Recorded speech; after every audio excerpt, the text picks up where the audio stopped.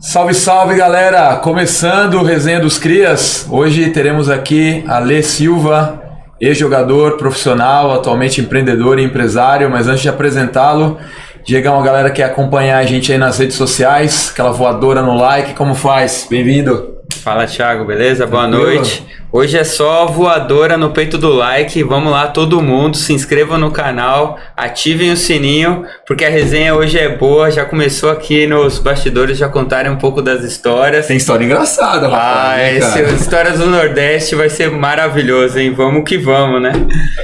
E Tunicão, boa noite. Hoje é um podcast inédito, nós vamos entrevistar um jogador que assim, tem uma história boa, que ele foi morto e vivo ao mesmo tempo. Essa é uma das histórias boas que passarão por aqui. Alguém em algum momento soltou uma reportagem interessante. Ale, bem-vindo, prazerzaço ter você por aqui, seja bem-vindo. Obrigado, Thiago, obrigado, Diego. Tonico, parceiro, obrigado. Também, tamo junto aí, obrigado. Ficar à disposição de vocês aqui para falar um pouco de futebol, né? Meu mundo mudou um pouquinho, Vou me atualizar aqui com vocês também, mas quero contar um pouco das minhas histórias também, aí, que faz parte, né? É isso aí, futebol sem resenha não existe, Resenha dos Cria é isso, vamos lá. Isso é a resenha dos Crias. Para começar, falando um pouquinho sobre você, de onde você é, o estado, como começou sua carreira no futebol. Então, é bem curioso até. Eu sou Alexandre Silva, né? No futebol sempre foi Ale Silva, de um período pra frente, quando eu me tornei profissional. Eu comecei jogando futebol por causa da minha mãe, por incrível que pareça, porque eu quebrava todas as plantas de casa e ela não aguentava mais eu jogando em casa, isso com 4, 5 anos de idade, né? E aí ela falou, vou colocar esse moleque numa escolinha de futebol. E aí eu sou de Taboão da Serra, nascido em Taboão da Serra, minha família... Até hoje, meus pais moram em Taboão da Serra, né? E aí minha mãe me levou numa escolinha que chama Pequeninos do Jockey, que é uma escolinha próxima a Taboão da Serra, existe até hoje, eu acredito. E no Pequeninos do Jockey eu fiquei ali por, 5, 6 anos no Pequeninos do Jockey, fiquei muitos anos ali dentro. Era uma escolinha muito forte em São Paulo, eu vou te falar que o Pequeninos do Jockey a gente jogava... torneios e campeonatos contra as escolinhas grandes aí, Corinthians, São Paulo, esses times, e os campeões sempre eram Pequenos do Jockey, era aquele período, aquele time que eu tive o privilégio de participar, foi um time muito vencedor, assim, de molecada, né? E depois quem tomou gosto por me acompanhar e me incentivar mais foi meu pai, que foi um cara que sempre gostou de futebol, apaixonado, é um torcedor fanático do Santos e sempre gostou de futebol. E depois pegou gosto. Não queria me colocar numa escolinha, mas depois que minha mãe me colocou, ele que tomou gosto de me levar.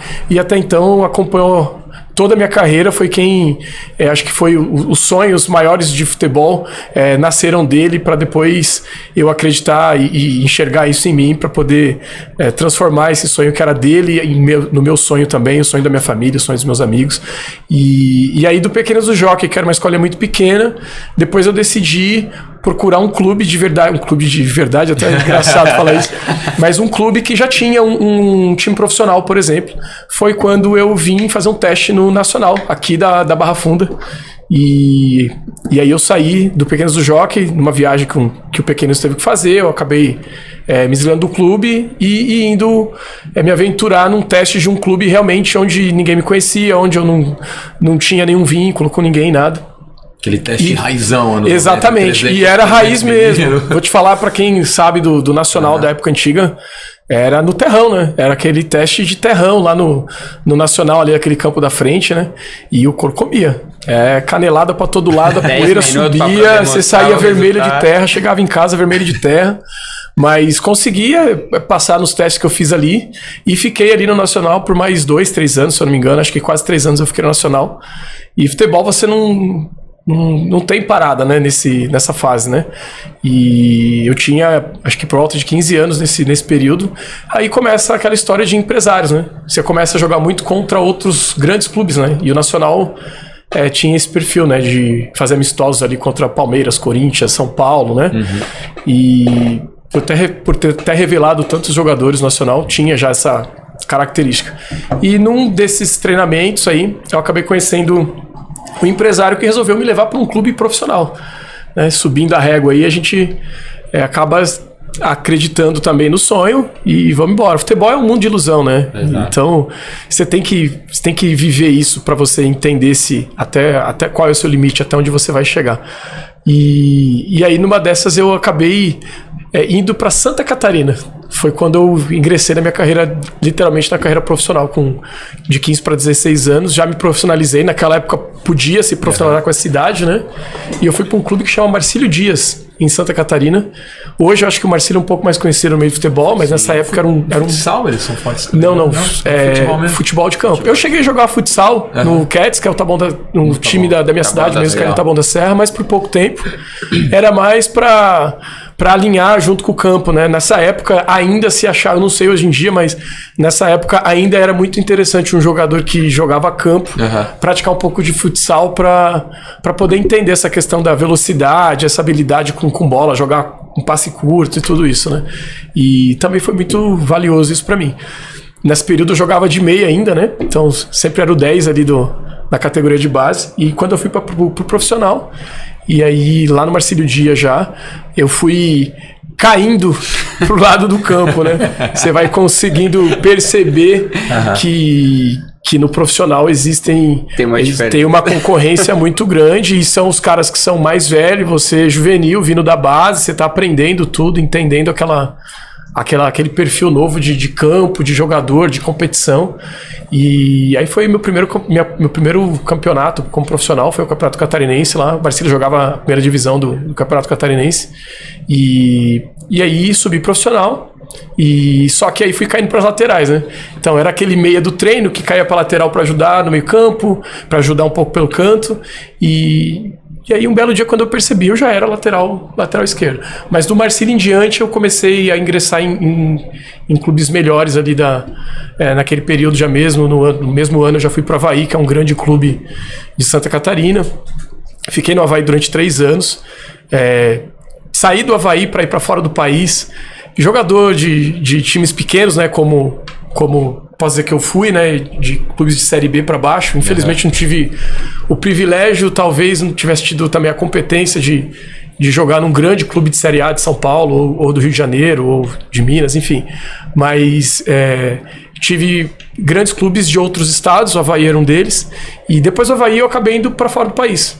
Através do Marcos e do Mauro, que é o Cafu e o irmão dele, que foram meu empresário durante um período também. Inclusive, na época do Avaí, o Cafu já era meu empresário junto com o irmão dele, que eu tinha jogado com o irmão dele no Marcílio Dias, né, que era um lateral direito também, que dizem que talvez que era melhor que o próprio Cafu, né? O próprio Cafu tem essa mas não teve esse futebol, sucesso, né? Teve.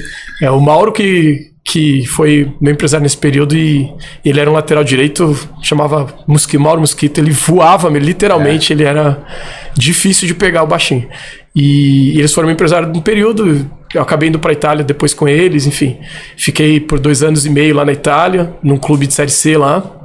Fui para ir para a base do Roma, fiquei uma semana lá em treinamento, mas acho que a condução da carreira, eles entenderam no período que era melhor eu jogar num clube menor, que tinha uma condição financeira maior do que uma categoria de base de um time grande. Não sei se foi mal conduzido ou não, enfim. São coisas que vão acontecendo e a gente nunca sabe o que poderia acontecer, né?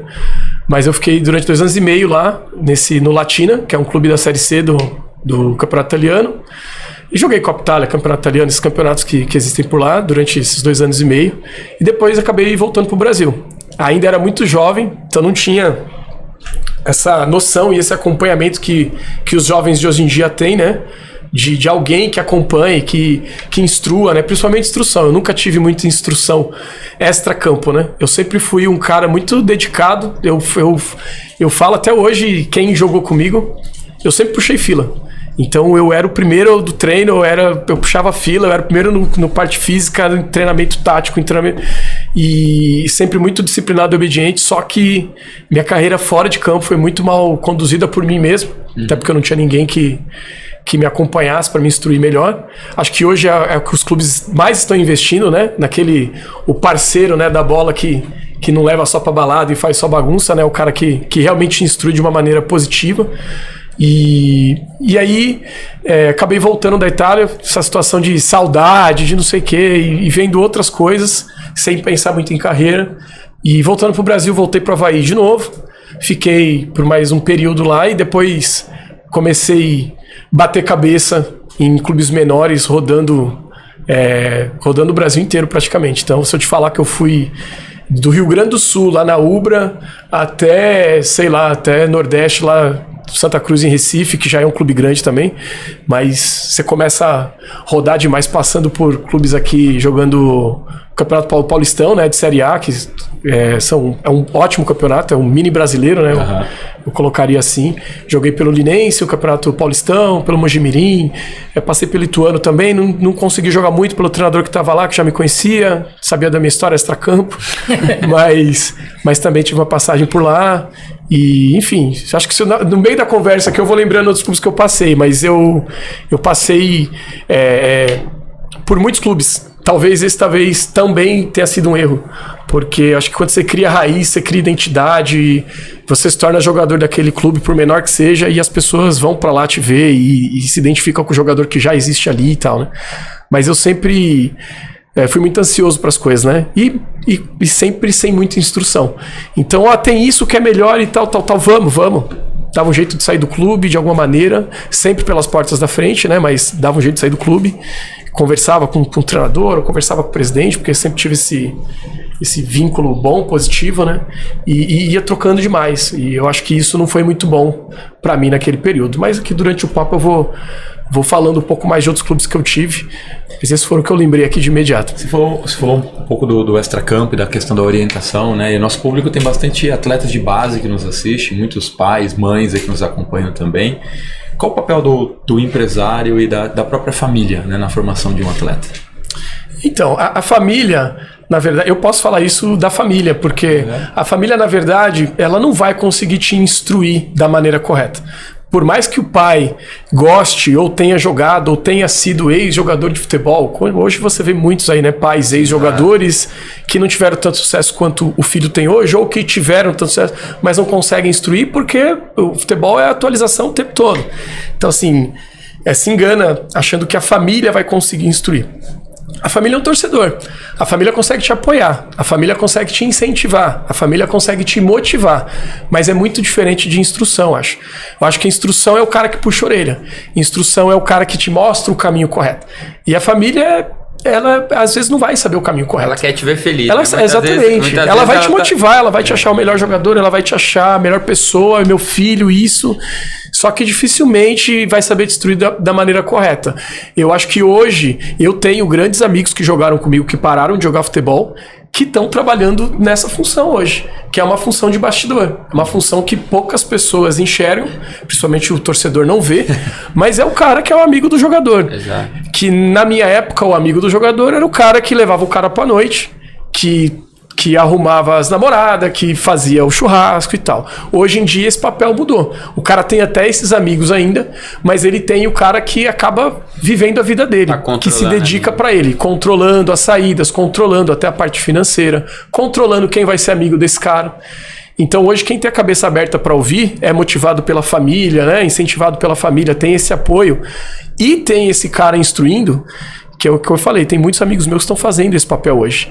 E assim, não tem como, é sucesso. Porque o cara hoje que é dedicado, disciplinado, talvez não tenha tanta qualidade técnica, mas tenha todo esse perfil, essa vocação para o futebol, ele chega. Se ele tiver instrução, ele chega, porque hoje eles proporcionam isso, né? O futebol hoje ficou muito tático, né? Muito mecânico, né? Então, assim, não existe tanto mais o improviso, o cara, entre aspas, maloqueiro, vagabundo ali, mas que resolve e tal. Então, assim, hoje você precisa ter todo esse apoio externo, assim, para poder seguir. Então, assim, eu acho que é fundamental essa função. E grandes empresários de jogadores estão investindo nesse tipo de profissional, que é o cara que apoia o atleta dele. Porque muitas vezes o empresário não consegue conduzir o jogador que ele tem.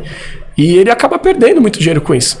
O cara fez um investimento de comprar X, 5, 6, 7 jogadores aí grandes que estavam num momento muito bom, e o jogador botou dinheiro no bolso, foi para um clube legal. O empresário não consegue dar esse apoio, né? Porque o empresário tem muitas coisas para resolver.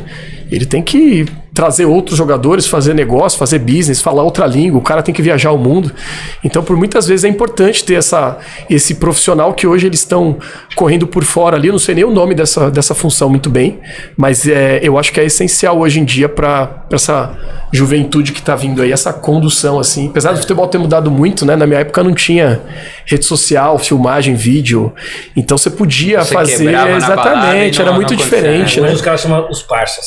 Exatamente. Hoje em dia tudo é postado, tudo é divulgado. Então se hoje em dia você não cuidar da imagem extra-campo, você não consegue jogar dentro do campo. Antigamente se mascarava muito. Histórias aí que pulava o muro da concentração. Cara, eu vou te falar que eu pulei pouco até, mas eu já presenciei cada coisa. Comprar o guarda, você comprava o guarda do clube, pagar, não tem como filmar, não tem como mostrar, não tinha rede social, né?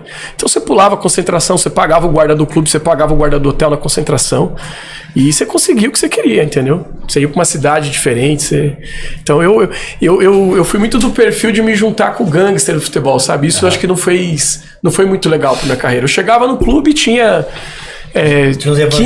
15 no elenco de 25, tinha 15 evangélicos, eu me juntava com os 10 que eram os gangsters. A galera do fundão. Exatamente. Vai ver, foi essa ilusão que eu tive culturalmente, né? Antigamente era muito legal o cara aprontar, fazer tudo e no jogo decidir resolver, né? Só que isso aí foram poucos que foram craque a esse ponto, né? De bater no peito, não treinar, fazer o que quer e tal, e chegar no dia do jogo e resolver. Eu não tinha nem qualidade nem competência para isso. Então não. E eu sempre abracei essa mesma história, essa mesma ideia. Eu acho que esse foi um erro também, assim, fatal. Então, acho que para quem tá ouvindo isso aí, que é jovem, que tá indo por esse lado também, eu já não aconselho. Eu acho que deixa para fazer isso depois que tiver um pouco mais consagrado, um pouco mais seguro financeiramente na carreira, né? Aí eu acho que seria uma melhor opção. Mas eu vivi esse lado gangster do futebol sem poder viver. Então, né, e acompanhando os caras que podiam viver, os caras consagradíssimos já, com 5, 6 carros na garagem, casa na praia, apartamento não sei em outro país e tal, e eu tava igual, achava que eu tava no mesmo nível que eles. Então eu tentava viver uma coisa que não era a minha realidade naquele momento, mesmo estando no mesmo clube, mesmo tendo a mesma condição, mas em realidades completamente diferentes. Então acho que essa instrução extra-campo te mostra até isso, né? Te orienta dessa forma também, te colocando no lugar, né? O tempo todo, coisa que a família não vai conseguir fazer com tanta competência, né? Quanto um profissional que já viveu isso, que já jogou, que entende do mercado, que se atualiza o tempo todo, que sabe das mudanças de hoje em dia, essa coisa de rede social, de você vê todas as polêmicas que acontecem aí, elas giram em torno de mídia. Gira em torno, não tem mais o cara que descobriu e tal, e só falaram e foi uma fofoca. Não, hoje em dia os caras fazem fofoca, tem prova, tem vídeo, tem foto, tem a menina que aproveitou o gancho, tô falando menina sem ser preconceituoso, tá? Menina ou menino, ou rapaz, raposa, sei lá quem que... aproveitadores por Exatamente, por tudo, né? Que pegam toda essa situação de modernidade que existe hoje para jogar contra o profissional. Não só no futebol. Todas as áreas de esporte ou fora de esporte também. Às vezes o cara tem uma imagem melhor, às vezes o cara tem um programa, um podcast, às vezes o cara tem um programa de TV. Então assim, basta você estar na mídia para você começar a ser alvo de algumas coisas, né? Então o jogador precisa realmente dessa estrutura ali de apoio de bastidor, senão fica mais difícil ainda. E quando você conseguiu pegar essa leitura, putz, errei, pulei de muito clube, quando você sentiu... Olha, eu vou te falar que eu acho que isso é geral, assim. A gente só consegue enxergar isso quando a gente passa dos 30 ali. Que aí você passa dos 30 não, ali pros 27, 28, que você tá beirando os 30, que jogador de futebol, acho que, ou qualquer atleta, ele tem validade. Claro. Isso é fato. Eu já trabalhei com um treinador que fala que o jogador morre 2 vezes, né? Quando ele morre efetivamente, quando ele para de exercer a profissão. Jogador que eu digo de qualquer tipo de esporte. Qualquer esporte. Mas porque a gente vive aquilo muito intenso, né? O esportista, ele é intenso. Se o cara não for intenso, ele não vai vencer. Ele não vai se tornar um profissional no que ele faz. Então, assim, é muito intenso o futebol porque é muito curto. Pra qualquer carreira esportista é muito curta. A não ser o cara que joga baralho, que hoje virou esporte também, ping-pong. Ping-pong ainda exige muito, né? Mas o baralho virou esporte também. Tem esportes que você consegue ainda ter vida mais longa, mas... Então, assim, eu só consegui enxergar isso quando eu já estava na reta final, onde já se é mais difícil ainda ganhar dinheiro ou ingressar num clube grande de um grande estado. Então assim, aí que você começa a perceber que é quando começa a vir a maturidade. Porque quando você é muito jovem sem instrução, Você não tá muito preocupado com o que vai acontecer no futuro, né? Agora, quando você começa a beirar os 25, 26, 27, 28, aí você vê os caras que jogaram com você, alguns deram certo, estão ganhando rios de dinheiro, outros não deram certo e estão parando. E você tá ficando ali sem muita expectativa do que vai acontecer. Eu vou parar ou eu vou ficar milionário com isso aqui? E o milionário é para poucos. Então, assim, pelo menos se colocar no lugar e entender até onde eu posso ir, até quanto eu posso faturar, até quanto eu vou ter para investir, aí quando você começa a pensar nisso, talvez já é tarde demais. Então, mais uma vez, o papel de quem instrui, né? De mostrar o quanto antes esse tipo de situação para o atleta ali que está acontecendo. Mas eu pude perceber isso ali depois dos 26, 27 anos. Foi logo depois que eu joguei um Campeonato Paulista. Joguei um Paulistão pelo Mojimirim. Acho que foi em 2009. E eu joguei com atletas de ponta ali. O Campeonato Paulista você sempre confronta com gente muito que pessoas que eu era fã, né? Os meus ídolos ali. Pegou o Neymar ali, não? Sim, o primeiro jogo profissional do Neymar foi contra foi contra o Linense. Foi em 2011 o primeiro jogo do Neymar. Foi contra o Linense, foi um jogo dentro do Pacaembu aqui. Foi o primeiro jogo, o primeiro gol dele como profissional. 2009. 2011 você é campeão da Libertadores já. Então foi 2009, foi pelo Mojimirim. Ele faz o gol por cobertura. Sim, foi boa. Meu treinador era Paulo Campos. Meu treinador era só as costas do gol? Não, eu tinha saído, eu tava no banco. E esse jogo foi sogra, foi esposa. Pela esquerda, se não me engano. Você jogava na esquerda, eu já tava do lateral direito. Sim, mas eu já tava fora. Mas o Neymar entrou. Ele entrou faltando 20, 25 minutos. Foi o primeiro jogo dele como profissional. E foi o jogo que ele foi o primeiro gol dele profissional. Foi em 2009, no Campeonato Paulista. Giovani tava, a torcida do Santos fez até uma homenagem pro Giovani. O Giovani tava jogando com a gente no Mojimirim. Eu fui fã do Giovani. Fui fã muito assim do Giovani, e aí depois ter o privilégio de compartilhar vestiário, compartilhar concentração, compartilhar o dia a dia com um cara desse nível, né? Se você contar, aí são poucos brasileiros aí que vestiram a 10 do Barcelona, né? Então tem que tirar o chapéu. Ele esteve até aqui, né? Sim, esteve aqui no Resenha dos Cria aqui com vocês. Deixar um abraço pra ele aqui, Giovani. Cara sensacional, tipo, como pessoa, então, igual como jogador, porque os dois ele é muito grande. Craque absoluto, assim, acho que se eu posso falar que foi um dos profissionais de ponta, assim, de alto nível que eu joguei que realmente superou minha expectativa. Porque às vezes eu joguei com uns caras que eram muito grandes nos clubes e quando você vê o cara jogando com você lá, você começa a perceber que não é, que é uma pessoa simples também, que é um cara, que é um atleta que está no mesmo nível que você, só que talvez ele teve um pouco mais de disciplina, um pouco mais de orientação, uma oportunidade de repente num dia melhor, mas é o mesmo nível. Agora o Giovani é indiscutível, ele não tem nem comparação. É completamente fora da curva, assim, a questão de habilidade dele e tudo mais, e de pessoa também. Mas tive com ele lá em 2009. E depois desse Paulistão que eu comecei a pensar um pouco mais na situação de carreira pós-futebol, assim. E aí eu comecei a perceber que eu nunca quis viver de futebol depois do futebol. Isso que é o mais engraçado, né? Interessante. Porque o futebol é muito ingrato em algumas situações para jogadores menores, assim, né? Então, assim, você não tem um porto seguro, você tá a cada 6 meses viajando uma cidade, 1 ano viajando uma cidade, 2 anos no máximo num clube, e troca, e você não tem um porto seguro. Eu sempre vi, eu demorei muito ainda pra aquietar o facho, né? Pra casar, pra namorar, ficar sério e tal. Então, eu não tive filho tão cedo, eu consegui viver uma vida fazendo todo esse tipo de viagem, troca, só por mim mesmo. Agora eu ficava vendo o cara com 2, 3 filhos, com esposa, que tinha uma vida estável numa cidade, e muda tudo, e leva as malas, e leva as crianças, e põe o carro, e pega a cegonha, e leva o carro. E a escola, tudo. E a escola, então assim, eu começava a pensar e começava a enxergar isso nos outros jogadores, eu falava, cara, será que é isso que eu quero pós-futebol? E aí eu comecei a perceber que não era isso. Eu gostava muito de futebol, minha paixão, assim, vocação mesmo, por futebol, e me vi fazendo isso até, sei lá, quando as pernas aguentassem, mas eu tinha toda a certeza de que eu não ia viver de futebol depois do futebol, e eu comecei a pensar nesse plano depois desse Campeonato Paulista aí, eu comecei a entender o que eu poderia melhorar extra-campo para eu poder me organizar, para pelo menos ter um final de carreira mais organizado. Não sei nem como é que seria meu final de carreira, porque eu acabei ingressando numa outra área que eu vou contar mais para frente aqui, meio que parei sem perceber.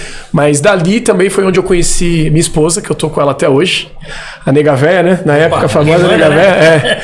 E eu acho que me ajudou muito também isso. Foi alguém que, assim como eu, também era bagunceiro, era da noite, curtia e tal. Acho que foram momentos que a gente viveu junto. Por incrível que pareça, nós tivemos amigos em comuns e nunca nos encontramos. E isso era o mais engraçado. A gente frequentava os mesmos lugares, as mesmas baladas e tinham mesmos amigos terceiros, tanto que foi um amigo nosso em comum que nos apresentou. E quando a gente se conheceu, esse amigo meu, que era meu amigo da bagunça total, era o instrutor do lado... O parça. O parça. E aí ele me falou, não, eu vou te apresentar, você vai casar, é a mulher certa. E foi lá e mentiu pra ela a mesma coisa. Não, você vai casar. Resumindo, ele mentiu mais pra ela. Resumindo, a gente se conheceu e a gente meio que foi um encontro de propostas. A gente entendeu que tinha chegado no fim da linha dos dois, assim, nessa situação de não ter Porto Seguro, né? De estar aqui, tá lá e tal, isso, aquilo, e amizade louca, e vida de bagunça e tal. E aí a gente começou a entender uma vida junto, né? E aí os brothers, os parça, né, não começam a entender, né? Porque cadê o Ale? Assim, e aí perdemos um guerreiro. Exatamente. Aí você ainda se arrasta, você tenta levar junto e tal, mas você começa a perceber que não é mais ambiente, né? E ela também começou a perceber isso. As amizades vão mudando, né? Você vai mudando. Qual o nome da esposa? O que você quer. O nome dela é Ana. Ana. O homem é super apaixonado. Foi a primeira vez com um convidado, quando nós mandamos o convite, ele falou assim, deixa eu perguntar pra minha esposa se eu quero participar. Tô brincando, mas dá um abraço pra ela. Infelizmente ela não pôde. Infelizmente ela a não gente pôde só concorda. Ela quase esteve aqui conosco essa noite, né? Sim, eu eu insisti, eu fiz meu papel. Mas vamos lembrar bem que ele não veio sozinho, ele trouxe a segurança. Trouxe, você vai sozinho, mas eu vou mandar alguém pra acompanhar. Não, tô brincando. Mas aí foi com ela que eu comecei a realmente perceber o fim da carreira, a gente começou a sentar junto, e aí eu comecei a pedir essa ajuda pra ela também, até nas condições de clubes, porque depois dali eu ainda viajei muito. Dali eu fui pro Ceará, não, antes disso eu joguei no Ceará, mas depois ela viajou comigo pra Lins, pra Recife, no Santa Cruz. Eu fui um período pro Rio de Janeiro, no Duque de Caxias, jogar Série C lá também, e viajou também. Então assim, ela começou a me ajudar a conduzir também isso, né? Mesmo sem ter muita instrução. Você usou um termo em algum momento, futebol, sonho ou ilusão, e a gente teve o Alemão Trimos por aqui, ele é autor de um livro que é exatamente isso, futebol, sonho ou ilusão, né? Você nessa etapa no Mojimirim, quando você olha e fala, caramba, o extracampo talvez me prejudicou, poderia ter sido um atleta ainda de mais alta performance. Futebol tem um preço, né? Ele é glamouroso, ele é legal, e as pessoas às vezes olham o futebol e acham que todo mundo é o Neymar, todo mundo é o Cristiano Ronaldo, né? Mas para ser um atleta de alto rendimento tem um preço grande que você tem que pagar na sua vida pessoal, né? Hoje, você já sabendo que você poderia ter feito algo diferente no futebol, ter sido um atleta ainda de maior rendimento, você gostaria realmente de ter vivido aquilo? Você abriria mão do que você viveu da sua vida pessoal para ter sido um atleta de mais alto rendimento? Cara, acho que pergunta difícil essa, hein? Boa pergunta. Eu vou te falar, é difícil voltar atrás, né? E eu vivi aquilo que eu vivi no momento que eu queria viver e do jeito que eu queria viver. Então eu não vou te falar, não foi o caminho certo, tá? Não tô aqui orientando ninguém que faça isso, que lá na frente que se dane, sei lá. Mas eu vou te falar, hoje eu tive uma segunda chance, né? Hoje, como empresário, eu tive uma segunda chance de recuperar tudo aquilo que eu não tive financeiramente dentro do futebol. Então, como eu tive essa segunda chance, eu posso falar com segurança que eu vivi tudo que eu vivi, eu não voltaria atrás. Eu acho que eu viveria porque eu tenho muita história para contar. Agora, pensando se talvez não desse certo minha vida hoje como empresário, se eu não tivesse ingressado num ramo que hoje me sustenta e me dá uma condição muito boa, talvez eu tivesse arrependido aqui falando com vocês. Então é até difícil responder. Essa pergunta é muito interessante. Guarda essa pergunta para... Acho que para os atletas que estão assistindo... essa pergunta é para muita gente. Acho que a mensagem talvez que fica, porque todos... E o Giovanni falou muito sobre isso. O Giovanni, quando passou por aqui, ele falou, existe a diferença do jogador de futebol e do atleta.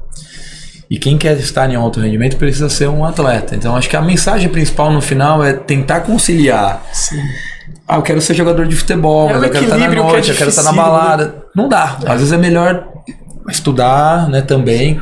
Vai ter outro tipo de profissão e tentar conciliar, encontrar o equilíbrio que o futebol exige muito. Eu vou te falar uma coisa assim, já falando da minha vida hoje, como empresário, como aconteceu o meu ramo hoje.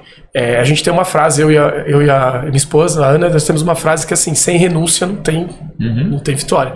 E eu vou te falar que exatamente o que eu não fiz no futebol, eu fiz na minha carreira hoje como empresário. E deu certo.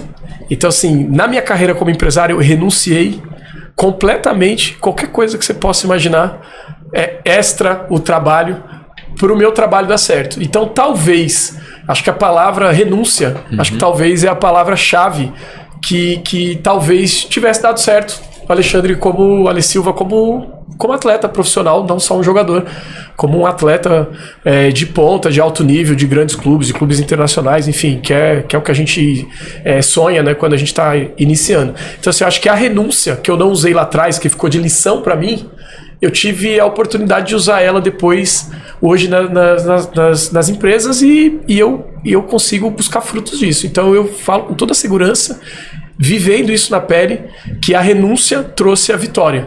Então, se eu tivesse renunciado antes, acredito que eu tivesse tido vitórias antes, mas em compensação não teria vivido o que eu vivi. Então eu não sei. Na verdade é difícil essa... E eu tô de acordo com você, porque é uma frase que a gente usa com os atletas que a gente tem o contato no nosso dia a dia, a gente fala muito isso, né? E pro jovem é muito difícil hoje, com 14, 15 anos, entender a renúncia de uma namorada, porque hoje tudo começa mais cedo, né?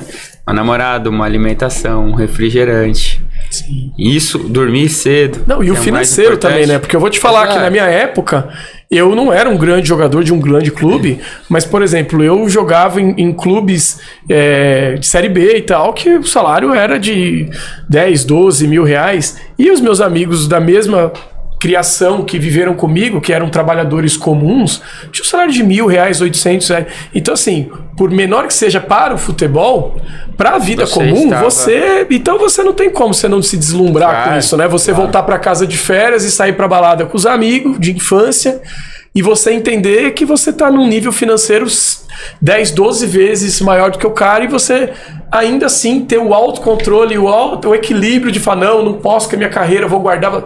Entendeu? Então é muito difícil. Eu entendo também o jovem de hoje. Por isso que eu falo, eu não sei o que seria. Mas eu tenho certeza que quem tiver essa cabeça para renúncia, o percentual de sucesso é muito maior. E a gente vê muito isso, né? A gente vê no dia a dia hoje aquele cara que ele tá... Aquele jovem, aquele adolescente, que ele tá focado, que ele realmente tá abrindo mão de uma série de fatores... A gente vê que as coisas vão acontecer, as coisas vão se caminhar. Talvez não tendo tanto talento como outros. E não tendo tanto talento, exato. Mas eu vou te falar, acho que na minha época já era um pouco assim, mas ainda assim o cara que era muito bom, ele não importava. Sobressaía, né? Não importava o que ele fazia fora, dentro, se ele brigava, xingava e tal, mas o cara sobressaía. Hoje em dia eu acho que cada vez menos tem esse jogador e cada vez mais tem o cara que é disciplinado, que é instruído, que é o cara que vive no automático. Ele tem todos os horários, alimentação, controle financeiro, alguém que olhe, alguém que conduz, os amigos que vai ter. Então esse cara, se realmente ele abrir mão de algumas coisas agora, ele tem a probabilidade de um sucesso dentro da carreira muito grande. Você tocou num tema, ele tocou num tema no início, que foi a questão do salão, né? Você fala que era importante também ter aquela passagem, aquele acompanhamento do salão junto com o campo, porque era o que realmente fazia o diferencial. Esse é um tema muito debatido aqui nos nossos podcasts, com várias pessoas que vieram, com ex-jogador, com treinador, porque hoje você não tem mais aquele futsal tão enraizado nos jovens, né? Eu vou te falar, eu ia até perguntar para vocês aqui que estão fazendo mais podcasts com atletas aí, eu não sei mais se tem esse jogador de campo que se preocupa em ir pro futsal. Eu tô vendo cada vez mais os pais que tem filho jogando, preocupado realmente na parte física do filho. Que eles jogam... Suplementação, alimentação. Exato. e profissional que faz o cara crescer fisicamente, e fisiologista. O moleque de 12 anos hoje tem fisiologista, tem acompanhamento de nutricionista, tem, né? Trabalho de força e tudo mais. Isso, e o que a gente sente é um debate generalizado isso, porque realmente alguns entendem que o o futsal acompanhado do campo, ele ainda é um trabalho essencial e tudo mais. Poderosíssimo, né? Em consequência disso, tem outras pessoas que falam assim, não, mas o campo hoje da categoria sub-11, sub-12, ele é reduzido, o gol ele é menor, ele já faz um trabalho que você já consegue fazer. Na minha época o campo era uma dimensão só. E aí você já não tem mais aquela bagunça do jovem com 11, 12 anos correndo o campo todo mundo indo no mesmo na bola. Hoje o campo menor, você acaba fazendo essa função, né? E acaba tendo o mesmo contato do campo com a bola pingando. Então é uma dúvida que hoje a gente sempre tem aqui. Eu manifesto a minha opinião que eu acho que o salão ele ainda continua sendo essencial pro 1 contra 1. Acho que ele é muito mais. E eu também acho. Total. Eu penso dessa forma e eu acho que hoje hoje a gente fala isso, né? Acho que carece mais do Brasil desse tipo de situação. Muitas vezes quando você vê um jogo hoje no profissional acontecendo, aquele 1 contra 1 hoje são poucos que fazem. Eu tive na minha formação grandes treinadores, né? Treinadores que passam nível de seleção brasileira, tipo Ernesto Paulo, Lula Pereira, que trabalhou na seleção brasileira, Jair Pereira foi meu treinador também, então, assim, Vinícius Eutrópio, Zé Teodoro, posso enumerar vários treinadores aqui. Então eu trabalhei sempre com caras de ponta, assim, que por algum momento estavam em clubes menores, mas assim, preparadores físicos e tal. E eu vou te falar que todos eles, não sei se são treinadores mais raiz, né, mais antiga, mas todos eles sempre priorizavam 1 para 1, essa situação de no treinamento tinha o campinho reduzido, sim, isso é uma prática antiga já, não é de agora, não é agora que colocaram o campo reduzido e agora é moderno. Isso aí existe há muito tempo. Mas assim,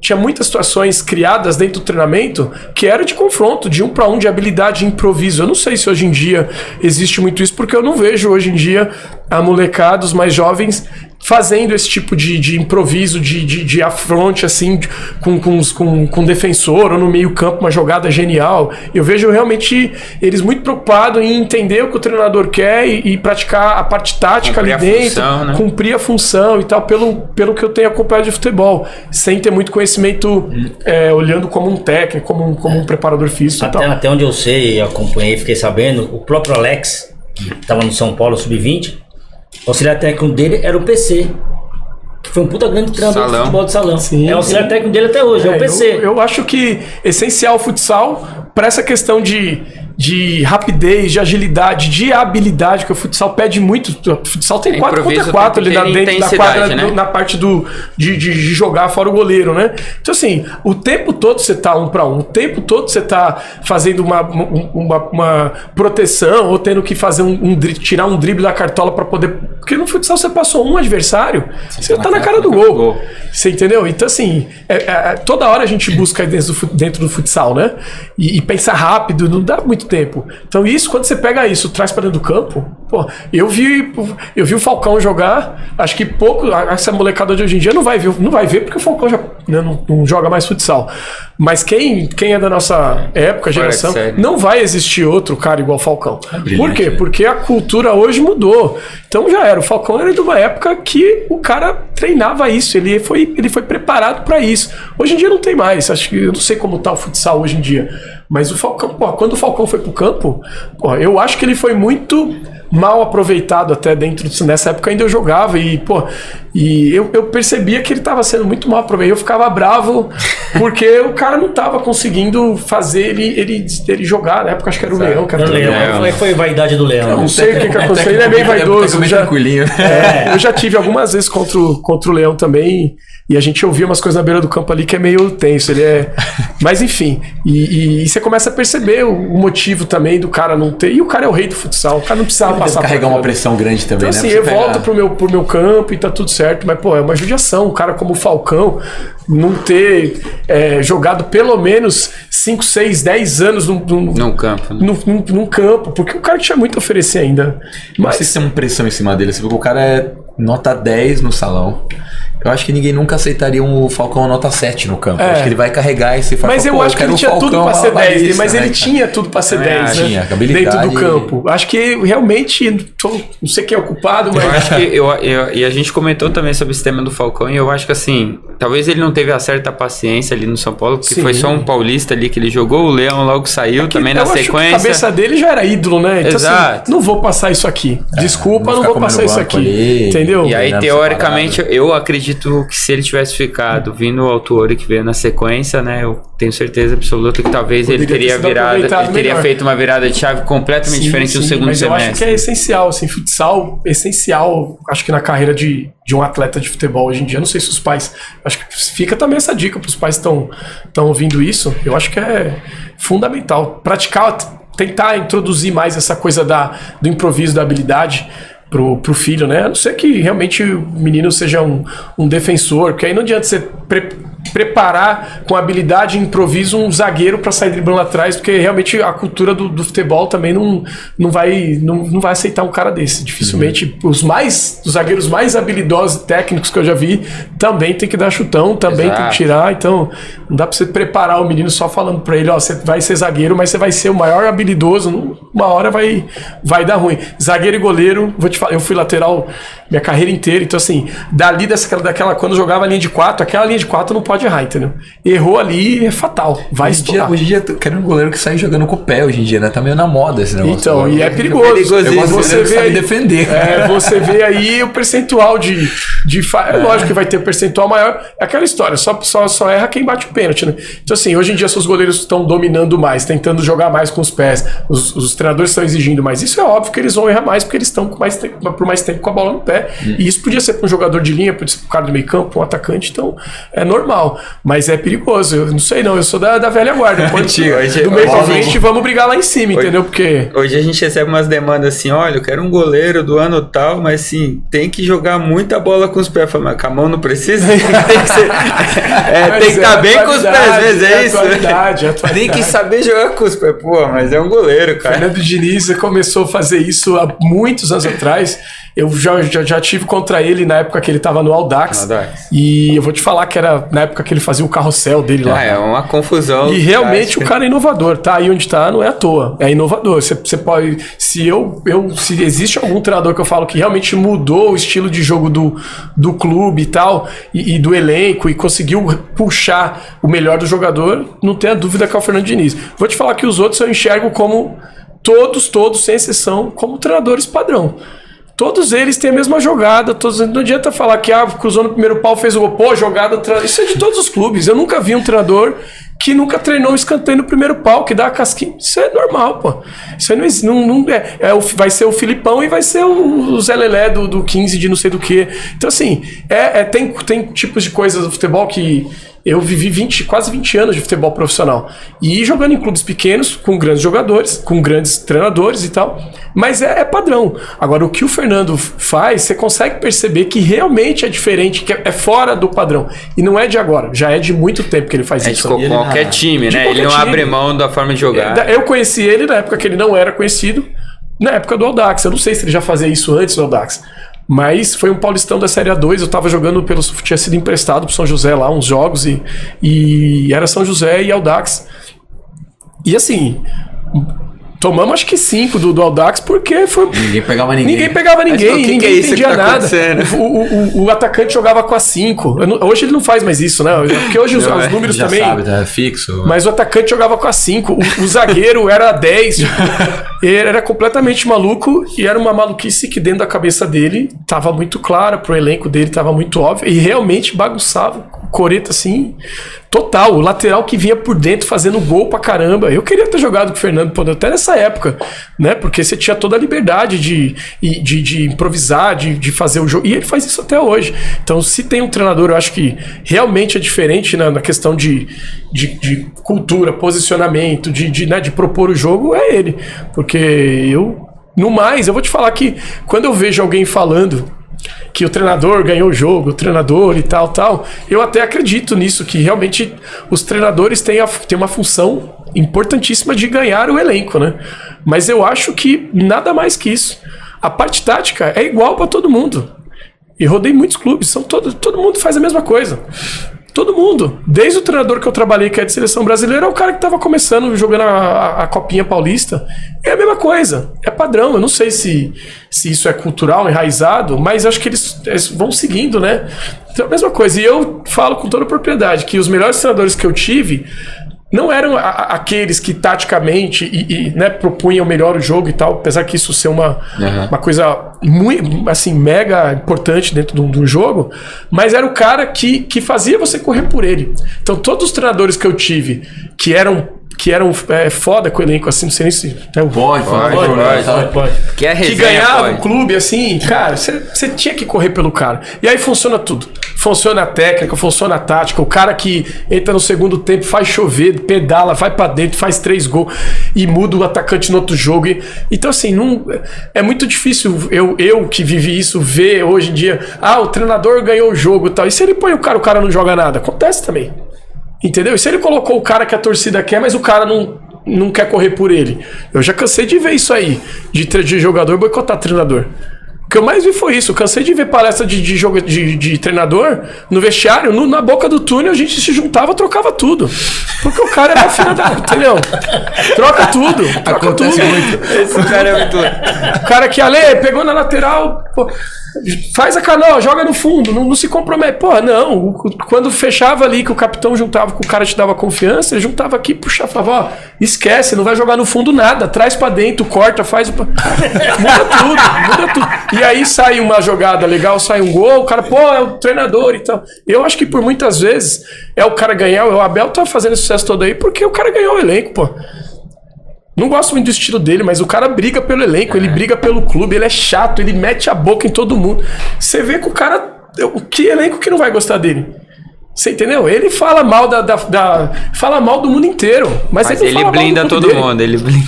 Então, assim, é um cara jovem, talvez não tenha tanta experiência quanto os grandes treinadores que passaram aqui, os tarimbados aí e tal. Chegou, ganhou o elenco, falou a língua dos caras, trouxe um jogador ou outro no pé do ouvido. Hoje eu tenho o privilégio de ter como cliente lá no meu negócio, tenho os jogadores do Palmeiras e a gente conversa bastante. E é um cara que comprou os jogadores na ideia, né? Na fala, né? Tipo, se você fizer isso, você vai jogar comigo. Corre por mim, papá. E é esse tipo de treinador que eu acho que vence. É o cara vencedor. Como é que você vai falar que o Luxemburgo não é bom treinador, ganhando tudo que ganhou? Que o Filipão não presta mais. Então, assim, vai ver, em algum momento, ele conseguiu entender o perfil do elenco, trazer o elenco para correr por ele, virou o paizão, virou o melhor treinador pro clube, e aí tudo fluiu positivamente. Você acha que o Filipão tem uma tática diferente do que é do Abel? Não. Você acha que o que o Abel treina, o Luxemburgo não treinou? É a mesma coisa. Levanta a mão, escanteio, segundo pau, primeiro pau, se deu uma casquinha, fudeu, alguém vai... É tudo igual. Entendeu? Marcação em cima, marcação... não foge muita coisa. Vou te falar que não foge muito, né? Parei faz 10 anos, né? Não sei se mudou muita coisa, mas acho que não foge muito. E você mencionou o Diniz como inovador, né? Você que viveu lá dentro do campo, quanto tempo ele precisa na seleção que não treina todos os dias para conseguir implementar o sistema dele? Você acredita que... Eu percebo que ele não tá conseguindo colocar o que ele faz nos clubes, e é uma razão óbvia, né? E é exatamente isso que você falou, ele não tá no dia a dia treinando os caras. Acabou o jogo, cada um vai pro seu clube e volta a sua mentalidade normal, sua parte treinador do clube que vai orientar, instruir e fica enraizado, né? O jogador, ele tem um time pra virar a chave, de entender que ele pegou a bola na lateral, ele não vai rifar a bola lá em cima porque ele tá apertado, não. Então, assim, o Fernando, dentro do treinamento, acho que ele consegue propor isso claramente, só que como ele não tem esse tempo de treinar, fica difícil. Eu acho que o que vai fazer a seleção jogar com ele é os atletas que estão aí, que tem uma puta condição técnica, física, enfim. Entender o perfil dele como treinador, estudar o perfil dele como treinador, entender que ele vai dar essa confiança e essa oportunidade de trabalhar da maneira que ele gosta, mesmo não tendo treinado. Então eu tenho certeza que o Marquinhos ou, sei lá, o Casimiro, os caras sabem como o Fernando Diniz gosta, porque o futebol hoje é globalizado. Hoje em dia você tem informação do cara que tá treinando. Então todo mundo conhece muito bem o Diniz. Ele não caiu de paraquedas ali. Quando o cara cai pra seleção, os caras não vão menosprezar o cara que tá numa seleção brasileira. Então os maiores ali dentro, o Casimiro, o Neymar, os caras têm que entender o perfil dele. Por mais que não treine com ele, eu sei do que ele gosta. Eu vou tentar estudar também o perfil do treinador, porque tá todo mundo em prol do mesmo objetivo, né? A não ser que não esteja, né? Aquela história do time rachado e tal, né? Mas eu acho que não é isso, né? E ele é um cara do bem também, você percebe. Eu já joguei com jogadores que trabalharam com ele e, assim... Todo mundo gosta. Todo mundo gosta. elogia. Foi jogador, né? Foi jogador. Essa parte psicológica. Ele entende, né? Ele foi, ele sabe. Ele é psicólogo de formação. Ele é psicólogo de formação. Mas é o que eu falo. Eu acho que os grandes treinadores são os caras que tem o extra-campo muito bom. Porque dentro de campo não adianta. O cara botou o que ele achou que treinou melhor, que foi melhor dentro do que ele imaginava. Cansei de ver treinador que nunca viu o menino subiu, e aí botou o moleque pra jogar 15 minutos no segundo tempo, o moleque fez 2 gols, arrebentou, tipo, e aí ele ficou com a fama de ter subido o menino e tal. Mas o menino correu porque ele entendeu o perfil do treinador, que era um cara paizão, que o elenco gosta, que o clube abraçou. O cara vai entrar, vai dar vida, por vários motivos, né? É um menino jovem, é um cara que precisa mostrar, e é um treinador que ele sabe que vai abraçar isso. Eu acho que o treinador que ganha o time extra-campo, a chance dele ter sucesso dentro de campo é muito grande. Indiferente da tática que ele usa, do que ele vai falar na entrevista, na coletiva, eu acho que é muito mais o bastidor do que no dia do jogo, entendeu? Acho que todo mundo que tá no Palmeiras, no São Paulo, no Corinthians, se tá ali, tem muita qualidade, né? Então, assim, tem uma parte técnica refinada, sabe seguir a questão tática, já entende futebol num todo. Então, assim, eu acho que o que vale mesmo é o treinador realmente ganhar o jogador como pessoa, como atleta. Corre por mim aí que eu vou te ajudar e vai todo mundo vencer e tal, que vai dar certo. Aí você vê, citando coisa do Leão aí na época, não tô julgando ninguém, mas você vê treinadores que têm o ego muito elevado, que tem, né, essa situação. Treinadores que foram de muito sucesso em clubes, como o Luxemburgo, por exemplo, tal, e depois tiveram o ego também muito elevado, também não consegue manter o mesmo empenho. Porque a pessoa subiu tanto nível, ele subiu tanta régua na vida pessoal que o profissional dele afeta também. Ele não consegue ser mais aquele cara parceiro, simples, humilde, que abraça o jogador, que leva o cara pra almoçar na casa dele. Então você vê quantas histórias aí de treinadores que pegaram o cara, deu carona e levou o cara. Hoje em dia, quando o cara tá muito grande, ele não faz mais isso. Aí ele vai se distanciando cada vez mais do atleta e quando você percebe, o cara não quer correr mais por você, entendeu? Ele já, na concentração, ele tá fazendo reunião pra falar mal. Ele tá na boca do túnel mudando tudo que o cara falou na pré-eleição pra fazer da maneira que o elenco acha que tem que ser feito, entendeu? E é assim, a gente é muito conduzido e influenciado pelos maiores, né? Uhum. Então, se o capitão do time fala que tem que ser de um jeito, cara, esquece o que o treinador falou. Ou se o treinador realmente tem toda essa moral, abraça o time, ele fala que tem que ser dessa forma, esquece qualquer jogador, todo mundo vai seguir. É meio ovelha, né? São Paulo foi o exemplo no Flamengo, talvez, esse ano, né? Que um time de futebol, eu vou te falar que ele é composto por 3, 4 líderes no máximo. De todos os clubes que eu passei, dificilmente você vai ver um clube que tem 10 líderes, não existe isso aí. Dentro dos jogadores, eu falo, né? Você vai encontrar dentro do elenco 4, 5 líderes assim, no máximo. Se eu posso falar, acho que eu vejo isso na seleção brasileira ou no Piraporinha, qualquer clube aí, sei lá. Então, assim, você não vai ter um time só de líderes. E o restante é tudo ovelha. Por mais que tenha, seja talvez até tecnicamente, fisicamente melhores do que os líderes. Mas o líder, que é líder, ele tem uma mentalidade diferente. Ele enxerga lá na frente, ele consegue te conduzir, ele consegue aproveitar, tirar o melhor de você dentro do campo. É o papel de um treinador, praticamente, um líder, um capitão dentro de campo junto do seu lado, né? Dos clubes que você passou, quem seriam os 2 maiores líderes dentro do elenco que você trabalhou? Cara, eu, por incrível que pareça... Que te conduzia no jogo, não que conduzia pra balada. Não líder de balada. Eu tive um líder que até hoje é meu amigo, meu amigo mesmo, e que é um cara que foi meio bagunceiro também, mas na época que eu joguei com ele, que foi o Thiago Matias, zagueiro aqui que jogou no Palmeiras, inclusive. Esse cara, eu sou muito grato a ele. Ele foi nosso capitão no Santa Cruz, lá em Recife. Fomos campeão pernambucano juntos, subimos o clube de divisão do brasileiro, enfim. Porque ele tinha essa coisa de ganhar a gente, sabe? Ele era meio sacana com a diretoria. Não sei se ele vai ouvir isso aí depois, mas ele era meio sacana com a diretoria, mas sempre do lado do jogador. Tipo, comissão técnica e jogador, ele fazia essa junção, assim, como capitão que foi, muito bem feito. Era o cara que brigava por bicho. Nunca ganhei tanto bicho na minha vida igual no Santa Cruz, por exemplo. Tudo através dele. O presidente vinha com X, ele não. Se não for tal X, e aí batia na mesa e tal. E se ninguém correr, você pode me cobrar. me cobrar ele, né? Tipo, então você via que era um cara que a gente tinha que correr por ele.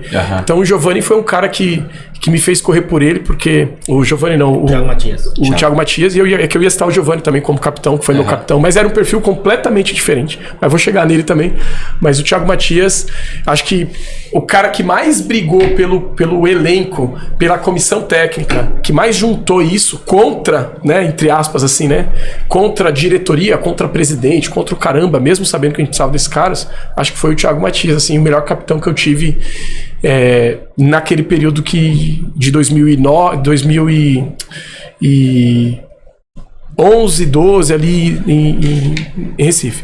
E eu tive um outro capitão, você falou 2, Giovani. Acho que foi meu capitão por ter sido meu ídolo, né? Então, mas não era um cara que batia tanto de frente, calado na dele, um cara muito, muito equilibrado, total. Tipo, derrota ou vitória, ele tava na postura dele de Giovani. Então, assim, não dava pra falar também que ele é sangue frio, assim, ele realmente ganhou, não tinha muita comemoração, perdeu também, não tinha nenhum desespero, né? Então, tanto que a gente nesse ano do Mojimirim, nós vivemos altos e baixos, assim, foi o time do interior que chegou no G8 ali, tava nona posição pra entrar no G8 na reta final de classificar, e ao mesmo tempo, faltando 4 jogos, caiu quase tudo que estava tão embolado no Campeonato Paulista daquele ano, caiu quase tudo, que quase foi rebaixado. Então, assim, e ele se mantinha equilibrado, exatamente no mesmo lugar, mas você vê que porque foi um cara que venceu, que ganhou tudo que pôde, então assim, e tinha toda a confiança da diretoria na época. Rivaldo era nosso presidente, César Sampaio era nosso diretor, Kleber era diretor, então eu convivia diariamente tomando puxão de orelha de Kleber e César Sampaio, e do Giovani não tomava muito puxão de orelha porque ele era um cara muito na dele, não expunha ninguém, era um cara muito equilibrado, mesmo vendo as falcatruas que a gente aprontava fora de campo lá, ele era um cara muito decente, assim, nunca jogou torcida contra. Eu fiquei sabendo que você tomava muito caldo de cana com ele. Sim, ele era o cara do pastel, o Giovani. Tinha, na saída do estádio lá de Mogi, tinha um pastel com caldo de cana lá, gostava do caldo de cana, comprava de jarra pro elenco lá. Mas dentro do clube, assim, como eu repetia, meus ídolos eram os gangsters, né? Então, meu ídolo fora de campo, né? Giovani é meu dentro de campo. Então, meu convívio com ele fora de campo não era tão apurado assim. Ele era um cara evangélico, tinha outros caminhos depois dos treinos e tal, e eu sempre nessa outra vibe que não era tão boa ali, mas enfim. Você aprontava muito? Aprontava mais, mas enfim, mas como dentro de campo, como líder, pela postura dele, mesmo sendo um cara que não batia de frente com diretoria, tudo assim, mas era um cara que sempre estava orientando a gente.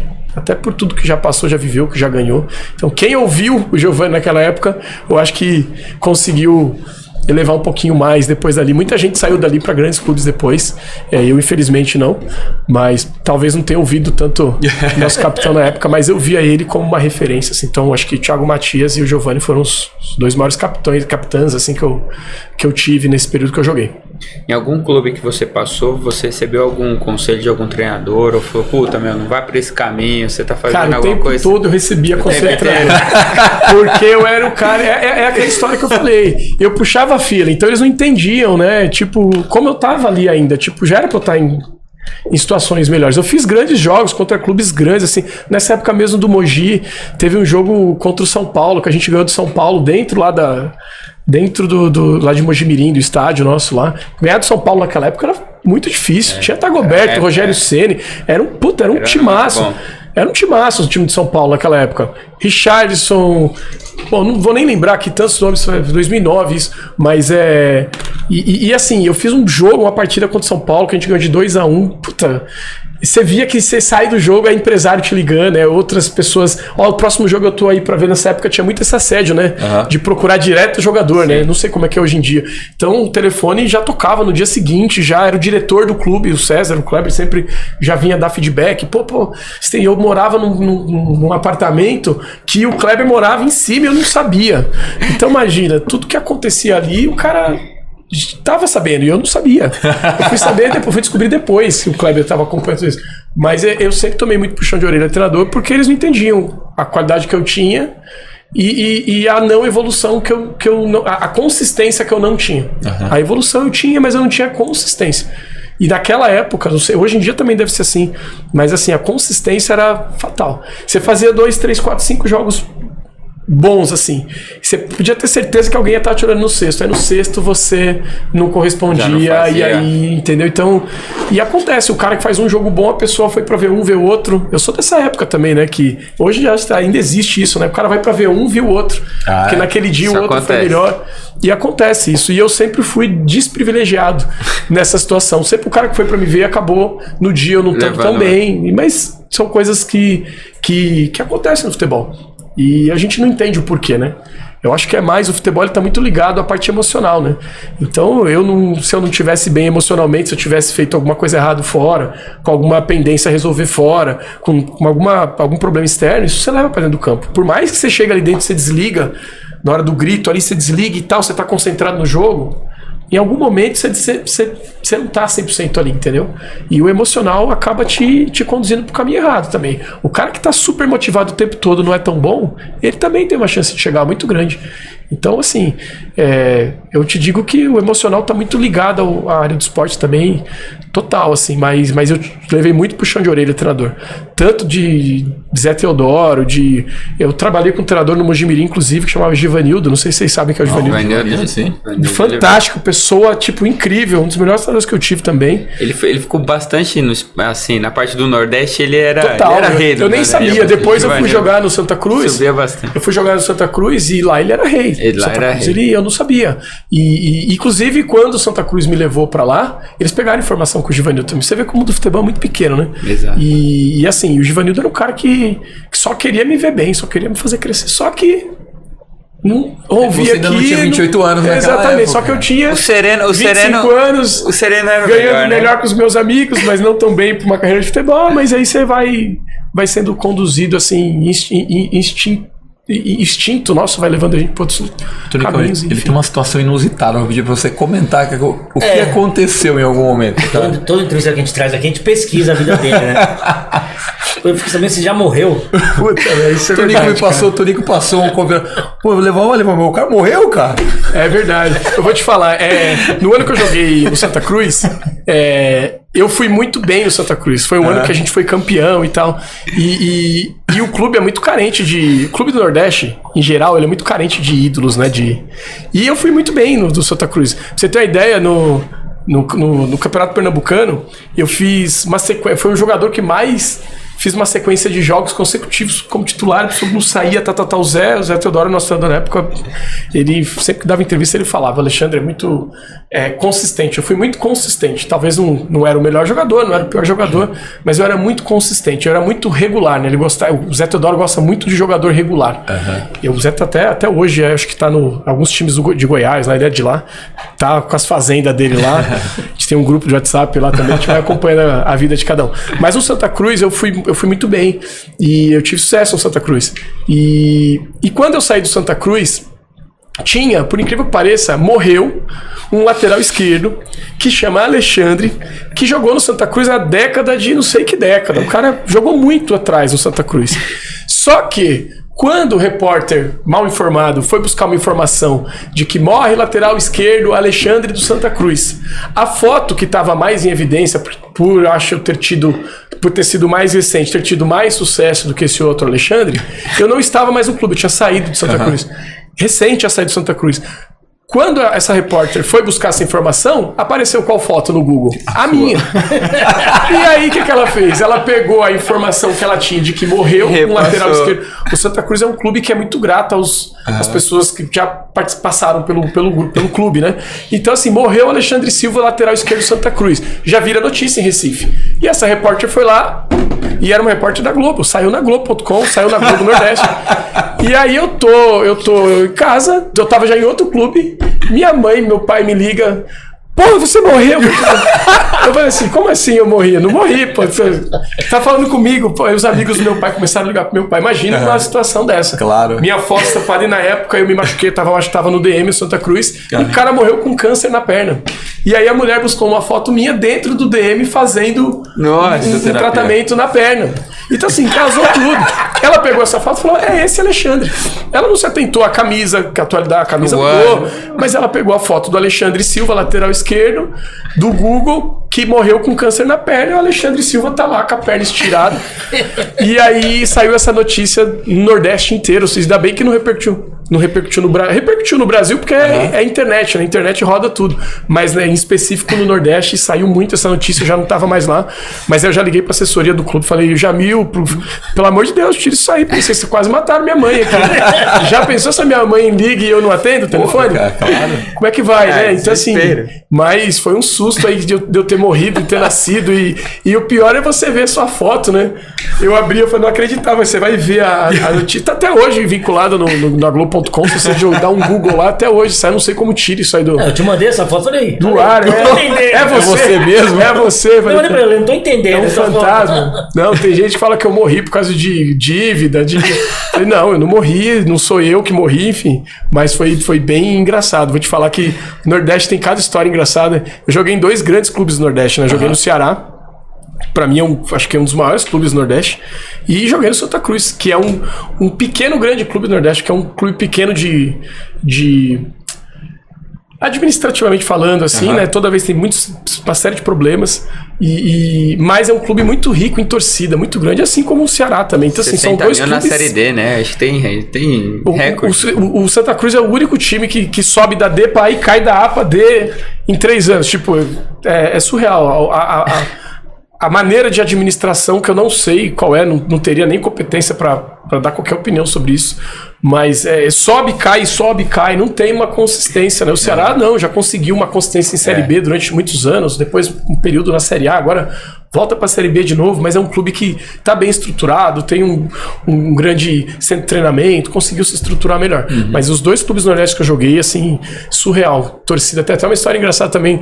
Logo que eu cheguei no Ceará, eu fui contratado, quem me levou pro Ceará foi o Lula Pereira também, que tinha sido meu treinador no Avaí. E aí o empresário me ofereceu pro Ceará, o Lula lembrou, ele que me subiu, né, na base me subiu para profissional no Avaí. E aí ele, por incrível que pareça, ele subiu e ele saiu ao mesmo tempo. Ele subiu e caiu no jogo seguinte, foi embora, e aí assumiu o Jair Pereira, que foi depois meu treinador no Avaí também. Mas aí eu cheguei no Ceará com o Lula e os caras me alertaram, falaram, aqui é time grande. E eu nunca tinha ido pro Nordeste, foi meu primeiro clube do Nordeste, foi o Ceará, e já foi logo no Ceará. E aí a gente tava jogando a Série B na época, e os caras falaram, aqui o negócio, o torcedor aqui é pá, não sei o que e tal. No primeiro dia eu fui pro centro de treinamento, que era longe, eu morava ali no final da Beira-Mar, ali na Abolição, e aí eu fui pro treinamento, dava tipo uns 40 minutos de carro, era longe, mas era o melhor lugar de Fortaleza pra se morar. E aí quando eu fui de ônibus, eu não tinha ainda carro na época, nada, fui de ônibus. Quando eu entrei dentro do ônibus, eu fui literalmente esmagado por torcedor pra autógrafo, foto. Os caras já sabiam quem eu era, já tinha saído, lógico, no jornal lá do Nordeste lá e tal, conhecido e tal. Então assim, deu entrar dentro do ônibus, o cobrador conheceu, o outro conheceu. Quando eu percebi, você é um santo, você morreu e ressuscitou. Exatamente. Você é Jesus Cristo. E aí eu entrei no outro dia, eu tive que aquela ilusão do atleta, né, do quase atleta, já tive que comprar um carro no dia seguinte. Aí já vai dívida, já tá feira no clube agora, e tal. Agora todo Agora vai. Eu preciso ter um carro, ligo pra família, eu preciso comprar um carro. Não tem, né, vindo de uma realidade de jogar Campeonato Paulista, tudo. Como mas do forró lá na Praia do Futuro. Mas é diferente. Como chegar lá na Praia do Futuro no forrozinho? Não dá, Praia do Futuro, quiosque, Viva Verão lá, não tem como não aproveitar. Por isso que eu falo, eu comecei a me arrependi, não sei, pô. Pelo menos eu aproveitei tudo isso aí. Né, cara? E aí assim, aí você entra no ônibus, você é literalmente esmagado, tipo... Autógrafo, aquele sotaque diferente deles. Alexandre, não sei o que, papai. Você fala, no outro dia eu tive que ir na concessionária comprar um carro de um cara que era torcedor, que faz um preço melhor. Então você começa a perceber dessas pequenos lances, essa questão da ilusão do futebol que existe também, da instrução que não teve e tal. Mas vivi tudo que eu tinha que viver intensamente. Não consegui fazer uma grande temporada no Ceará, então não tive vida longa lá também. Talvez culpo também um pouquinho Viva Verão, culpo Praia do Futuro, com o Piracema, enfim. Mas... Forró do Pirata. Forró do Pirata, olha, falar. Toda Fortaleza, que cidade. Ativa, né? Que cidade. Fui assaltado, Pena que foi pouco tudo tempo. que você imagina aconteceu lá comigo em Fortaleza também. Braçado por torcedor, no outro dia nem escalado pra jogo. E, enfim, mas faz Conta parte. umas 2 histórias engraçadas aí pra gente, vai, que você pode contar, vai. Cara, eu vou te falar que eu tive treinadores, assim, que eram muito engraçados. Acho que todo mundo conta história de treinadores em todos os podcasts, né, a maioria. Eu tive um treinador que era muito engraçado, que era o Jair Pereira. Todo mundo conhece o Jair Pereira, eu achei. Ele é mais da antiga, né? Mas o Jair Pereira tinha uma voz muito engraçada, né? Muito mais fininha, assim. Porra, Alexandre, pá! E o Jair Pereira teve um jogo nosso, na época do Avaí, que era Avaí Joinville, se eu não me engano, tinha sido na ressacada. E tinha um zagueiro no time que chamava Marcão, né? E o Marcão era muito... Sabe o zagueiro bonzinho? Uhum. Era o Marcão. Cara técnico, cara sensacional. Titular absoluto nosso lá. Referência pro elenco. Mas era um zagueiro fair play. E naquela época, esquece fair play, velho. Naquela época o mundo é dos espertos. Tem que dar né? no meio, pronto. Velho, a gente perder no jogo, dentro da ressacada, a torcida amassando a gente, querendo matar, jogando pé do caramba, copo, urina e o caramba, que naquela época tinha tudo isso também. E aí um contra-ataque, 2-1, 40 minutos do segundo tempo, um contra-ataque, o cara vai sair cara a cara com o goleiro, o atacante dos caras cai. E aí o Marcão me joga a bola pra lateral. Rapaz do céu. Jair Pereira olha pro banco. Tá vendo aí? Vai pra puta que pariu! Marcão, zagueiro bonzinho, vai pro céu, porra! Vai pro céu, caralho! Rapaz, o Marcão ficou sem graça, saiu imprensa, saiu tudo isso. Mas o Jair Pereira era um cara, tipo, muito, mas muito engraçado. Tem muitas histórias aí que já foram publicadas e veiculadas dele. Essa eu nunca ouvi. Tem aquela dele do pica pra mim, né? Do pica pra tu, da churrascaria. Eu tava nesse dia também. A gente numa churrascaria, o cara vem com espeto de linguiça. Porra, pica pra tu, pô, pica pra mim, cara. Ele era muito engraçado, mas ele era muito engraçado. Eu vou tentar lembrar aqui mais algumas histórias, mas tem umas coisas que são muito... É o jogador que vai pra assinar um contrato de... Isso foi... jogador que jogou com a gente, que eu deve conhecer o Diego Macedo, jogou comigo, lateral direito, chegou a jogar no Corinthians, teve um pouco de sucesso também. Jogava muito, fora da curva, o Diego Macedo jogou comigo no Linense, Pintado era nosso treinador lá. E o Diego Macedo tinha o tio que era o Macedo, né? E ele contava pra gente que o Macedo era o cara que não tinha muita instrução também, né? E aí o Macedo fechou com o time do México, não sei com que time lá, e o empresário dele falou, Macedo, você vai pra lá, você tem que brigar com os caras lá, eu não vou poder te acompanhar na reunião. É 1 milhão. Bate na mesa, você quer 1 milhão e tal. Só que no dinheiro dos caras, o que ofereceram dava tipo 1,5 milhão, 2 milhões. E ele batendo na mesa, brigando com os caras, que ele foi pra receber 1 milhão e ele queria 1 milhão. E até fazer os caras entender que ele tava querendo menos do que os caras estavam oferecendo. Mas você vê, pega umas histórias assim que são bem engraçadas, assim, desse mundo de futebol aí. Mas eu vivi muita coisa engraçada também. Umas histórias mais cabeludas aí, mas eu prefiro nem contar, tô casado hoje. Melhor algum perrengue na noite? Do que pode contar? Algum perrengue na noite? Que cara, já. Perrengue de... Perrengue chique, de perder o carro. Eu já perdi o carro. O carro? Já perdi o carro, já. Essa foi tensa. Sai com os amigos também pra noite. E aí na volta estaciona o carro em algum lugar. Na volta da balada, você não sabe onde tá o carro. E o pior, você tá com as amigas junto. E aí? Como é que você sabe o carro? Bêbado igual um cachorro. Não sabe onde tá o carro. Perdi o carro. Simplesmente perdi o carro. Sabe quando eu fui achar o carro? 3 dias depois. Um torcedor entrou em contato com o clube. Você vê que nessa época até isso era difícil. Não tinha rede social, não tinha Instagram. Demorou 3 dias. 3 dias depois o carro tava numa quebrada. Aí até hoje a gente não sabe se levaram o carro até lá ou se realmente eu parei o carro lá. Era próximo da balada, mas não era tão próximo, entendeu? Eu não sei se foi um pós, um after, não sei se... Mas o carro tava num lugar que eu só fui achar 3 dias depois. Você vê as coisas que a gente aprontava aí nessa época que não tinha a mídia, rede social, internet, não tinha muitas essas coisas, entendeu? A gente vai voltar um pouquinho mais nas histórias engraçadas, mas você comentou da renúncia, né, e você teve a oportunidade, né, de recomeçar sua carreira profissional em outro ambiente. Conta um pouco do que você está fazendo atualmente, sobre o seu negócio e como como surgiu a ideia e como você montou seu negócio. Eu vou falar da transição agora. Legal. Depois de ter vivido praticamente quase 20 anos de futebol. E aí, na reta final, comecei a pensar, naquele momento que você me perguntou, né? Em que momento você começou a pensar e tal? É que você ia parar, que você ia entender. E eu já, nesse período, já estava com a minha esposa, já estava entendendo minha virada de chave, a gente já queria ter um negócio nosso. Eu sempre quis ter um negócio próprio. Eu nunca quis trabalhar para os outros e eu só não sabia o que era. Sabia se eu ia ter escola de futebol, que está dentro do meu métier ali, né? Não sei o que eu ia fazer. Minha esposa pensava em ter unha, cabeleireiro, coisas mais de mulher, né? E a gente ficava quebrando a cabeça. E aí eu tive junto com ela, essa ideia de ter um negócio, a gente montar um negócio enquanto eu ainda jogava futebol. Então eu vim do Duque de Caxias, depois de um campeonato brasileiro lá da Série C. E aí eu resolvi ficar 6 meses parado. Falei, eu vou ficar 6 meses parado aqui. Era primeiro semestre, né? Falei, vou ficar o primeiro semestre parado pra gente montar o nosso negócio. E depois eu volto a jogar, porque é onde vinha, né? Não era uma super renda, mas era um salário relativamente melhor do que se eu fosse trabalhar em qualquer outro emprego. Então eu falei, até o momento que eu parar e tomara que esse negócio dê certo ou não, ou seja só uma segunda renda para depois a gente ter outros negócios e tal. E aí, eu até pulei um pouquinho da história, porque no nosso casamento, ela fez os doces do casamento. A gente não tinha muita grana para casar, era só família, pai, mãe e irmãos.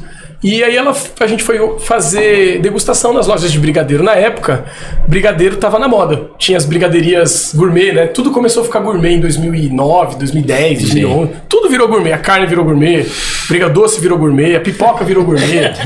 Tudo virou gourmet. E aí começaram as brigaderias gourmet, né?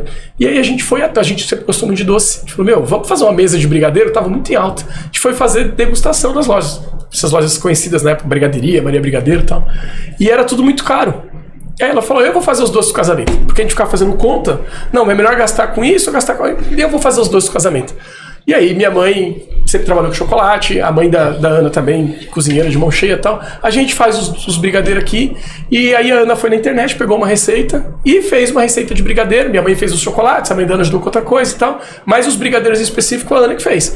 Não é uma mulher que ia pra cozinha fazer doce, habilidade em cozinha, intimidade zero de cozinha, mas por uma necessidade foi e fez os doces do casamento. Todo mundo foi pro casamento, que eram só pais e irmãos. Falei, se ficar ruim, tá tudo certo. Casa. Gostaram, tipo, ninguém acreditou que ela tinha feito. E aí pediram pra ela repetir a receita. As tias e tal. E aí ela repetiu, começou a levar pro trabalho. Aí as meninas do trabalho começaram a não acreditar que ela que fazia. E ela, eu fiz pro meu casamento, prova aí e tal. E aí ela começou a vender informal. Porque, você tá fazendo, puta que gostoso seu brigadeiro. E aí começou a investir. Na época a gente não tinha grana, mas a gente pôde investir em ingredientes bons. Então ela buscou uma receita na internet, compramos ingredientes bons, começou a fazer brigadeiro. E aí, até um momento que ela trabalhava numa agência, então a menina de criação sentava na frente, o cara da marketing do lado e tal. Então ali na agência, numa brincadeira, ela sempre gostou muito de rede social, na época era o Facebook, ela montou uma página no Facebook, e aí criaram um logo dentro da agência, criaram os próprios colegas de trabalho. E aí quando ela percebeu, ela tinha um negócio dentro do Facebook de venda de brigadeiro. E o informal, boca a boca, dentro do trabalho dela e pras amigas e pra parente, aquela história. Quando percebeu, o telefone tocou, pegando encomenda. E eu jogando nessa época, ela, eu já tô pegando encomenda de brigadeiro. Falei, puta, será que é isso então que a gente tá buscando abrir? Porque tudo que a gente pensava em ter nunca tinha uma visão muito ampla assim, é isso que vai fazer. Então, e aí começou a pegar encomenda, chegou na Páscoa ela sozinha, fez mais de 300 ovos de Páscoa sozinha, recheando em casa. Aí ela parou de me acompanhar, começou a trabalhar no ramo dela, ela é publicitária, trabalhava numa agência e no apartamento da mãe ela começou a fazer e eu jogando e tal, e eu só via essas notícias, né? Até que quando eu voltei, aí entro nesse primeiro semestre que eu resolvi ficar parado. Falei, será que é isso o negócio que a gente pode ter? Uma loja de doces para pegar encomenda, porque ela já estava pegando encomenda para casamento, noivas e tal, procuras, né, de pessoas, só que ela não tinha nem onde fazer degustação. As pessoas ligavam para ela, eu quero fazer uma degustação dos seus docinhos. Aí ela montava uma caixinha, levava lá para a pessoa, tal, mas não tinha como receber a pessoa no estabelecimento. Tal. Eu falei, é isso, vamos montar isso. A gente foi na cara e na coragem, sem ter muito conhecimento. E aí nesse período eu tinha um plano B, que era voltar a jogar futebol. Então não tinha muito a perder. E nem ela sempre quis ter um negócio, vamos arriscar. Pegamos tudo que tinha. vendi carro na época do casamento, tudo, grana, um pouco de grana de clube, ela tinha seguro-desemprego e tal. E resolvemos montar uma lojinha para ser um ateliê de encomendas. E que é a Pico Ruchas. Hoje eu tenho, junto com ela, nós somos proprietários da Pico Ruchas, que é uma empresa hoje, uma grife no ramo de confeitaria. A gente começou fazendo brigadeiro, mas hoje virou uma loja de sobremesas. Já é uma empresa, eu acredito que sólida, já temos mais de 10 anos no mercado. Legal. Uma equipe enorme, uma condição, uma estrutura bem diferente. E nesse período a gente abriu, e aí foi a renúncia, cara. Então assim, e eu parei de jogar montando um negócio com a cabeça de jogador, acreditando que eu fosse voltar a jogar futebol. Meu pai me cobrava isso, meus amigos. Pô, você vai voltar, pô, você tá fininho, pô, você quer, papapá. Não acreditando que aquilo talvez dê certo. Ou acreditando no meu potencial ainda como jogador, mesmo já tendo uma idade elevada, eu já tava com... beirando 29 anos aí, sei lá. Tipo, pô, você tem que jogar ainda, você tem... Porque eu sempre... Eu falei, puxava fino, então sempre tive o porte físico muito bom. Até hoje, eu parei e ainda eu tenho condição fisicamente, esteticamente, de me verem como atleta ainda. Mas, enfim, não tenho condição física... alto rendimento. De correr, esquece. Mas, enfim. E aí eu montei nós montamos a Pico Ruchas, e nesse meio período, a intenção era... Isso ganhar um pouquinho de corpo, você tocar isso e eu volto a jogar futebol. E aí aconteceu exatamente esse plano. Porque começou a me ligar clubes. A América do Rio me ligou, só que tudo clube que você via, eu já não estava num nível super elevado em futebol. Aí eu resolvi ficar 6 meses parado, piorou. Então assim, a América do Rio, esses times do Mato Grosso, que na época ainda... hoje o Mato Grosso hoje tem um investimento. Melhorou, hoje tem um investimento. Na época não tinha investimento. Então começou a me ligar clubes... Tipo, teve clube que me anunciou, mandou passagem, tipo, me anunciou, tinha amigos meus na cidade, em outros clubes, pô, os caras te anunciaram aqui na TV, você tá vindo pra cá e tal. Mais uma história. Tipo, não, eu tinha fechado tudo com o cara. E quando eu, na véspera de viajar, eu olhava pra trás, eu olhava pra ela dentro da loja e falei, não vou. E aí você vai se queimando cada vez mais. É clube que te anuncia, você não vai. É clube que te manda passagem, você não vai. Clube que tá com a luva preparada e você não vai. E aí você começa, contrato pré-feito, e aí você começa a queimar. Quando eu percebi, os 6 meses virou 1 ano dentro de Pico Ruchas, esse 1 ano virou 2 anos, e aí depois de 2 anos, que meu pai me perguntou, acho que pela última vez, você realmente não vai voltar a jogar? O pessoal tá perguntando, tal, porque os amigos do meu pai, né, ficam todo mundo, né, orgulho, aquele pai que vai no bar, e todo mundo, pô, seu filho não tá jogando aonde? Chico, seu filho tá jogando aonde? Eu não tava jogando mais, tava fazendo brigadeiro. Né? E é uma realidade completamente diferente, preconceituosa na época até, né? E aí, quando eu percebi, eu falei, pai, eu acho que eu não consigo jogar mais. E meu pai também começou a ver minha vida mudar, né? Ver resultado naquilo que eu tava fazendo. E única e exclusivamente pela renúncia. Podia morrer gente, podia nascer gente, podia chover, fazer sol, frio, viagem, coisa paga, coisa de graça. A gente não fazia outra coisa a não ser trabalhar. Então a gente literalmente morou dentro do imóvel que a gente alugou para montar o ateliê. E, eu fiz coisas que eu nem acreditava que eu tinha capacidade de fazer. Eu virei eletricista, eu virei encanador. Na necessidade você vira tudo. Minha esposa virou pintora, Então nós, com as nossas mãos, sem ajuda de ninguém. E o pior, não é só ajuda, sem ter referência de ninguém. A gente não tinha na família um tio padeiro, alguém que tinha um negócio, alguém que teve uma loja. Não, a gente realmente começou do zero e criou essa história de Pico Ruchas. A Ana tem uma garra fora da realidade, assim. Então me pegava muito nisso dela e deixava ela me conduzir. Acho que como no futebol eu sempre fui conduzido pelos capitães, né? Nunca fui um líder dentro de campo. Ela se tornou capitã. Não era fora que eu ia ser. Né? Eu tenho minha liderança como hoje, como pai, como marido, tudo, dono de casa. Mas só, como empreendedor, como empresário, mas assim, eu sou muito conduzido por ela, porque foi assim que deu certo. Criatividade, a garra que ela tem e tal. Então eu vou me pegando nisso e eu vou criando soluções para as coisas. Então eu vou fazendo questão de gestão, administrativo, tudo da minha maneira, sendo conduzido e vice-versa. E nós montamos a Pico Ruchas. Então eu parei de jogar futebol com um negócio montado e não tive esse período de pensar o que eu iria fazer depois do futebol. Isso me ajudou muito, porque eu tenho amigos que pararam, ficaram em depressão, perderam tudo que tinham, enfim, não conseguiram se encaixar em outra carreira profissional, estão aí pelejando e acontece, é normal, não dá pra condenar e criticar ninguém. Ninguém foi programando ninguém, exatamente, futuro, né? Ninguém pensou, vai só vivendo, só viveu e não teve, talvez, competência, sorte, tudo aquilo, todas aquelas ferramentas que acontecem para um atleta, não aconteceram para aquela pessoa como não aconteceu para mim. E eu ainda tive uma segunda chance de ter metido as caras num negócio que realmente eu foquei muito na renúncia. Futebol me deu muita coisa que eu uso hoje, né? Uhum. Toda a disciplina que eu tive dentro de campo, como atleta mesmo, ouvindo as pessoas. Eu fui muito sempre de ouvir história, de entender. Eu dentro do futebol, eu não posso reclamar, porque eu viajei o mundo, eu viajei em outros países, eu aprendi outras culturas, eu aprendi outra língua. Então eu voltei da Itália falando italiano. Tipo, onde eu iria aprender a falar italiano se não fosse através do futebol? Exato. Entendeu? Trabalhar com os profissionais que eu trabalhei, conhecer as pessoas que eu conheci, as histórias que eu ouvi. Então assim, eu peguei tudo isso do futebol e usei dentro daquele período da minha vida que eu tinha, que eu falei, ou é agora, eu paro tudo para fazer isso acontecer, coisa que eu não fiz na minha carreira, ou realmente é mais uma coisa que eu vou levar como uma coisa que passou na minha vida e acabou e eu não consegui viver disso. Então, e a Ana, a gente ingressou nessa mesma ideia e aí nós montamos um negócio que eu parei de jogar sem perceber. Quando eu percebi, eu já estava contratando funcionário, com uma loja crescendo, um volume, um fluxo de pessoas enorme, uma loja que era para ser um ateliê de encomendas. A gente nunca pegou encomenda, porque a loja foi sempre lotada. Por incrível que pareça, a gente não entende até hoje. O Papai do Céu lá em cima foi assim... a gente é muito grato a tudo e assim, é o trabalho que a gente teve, a dedicação que a gente teve, a renúncia que a gente colocou dentro daquilo ali, e então a gente fez acontecer, literalmente.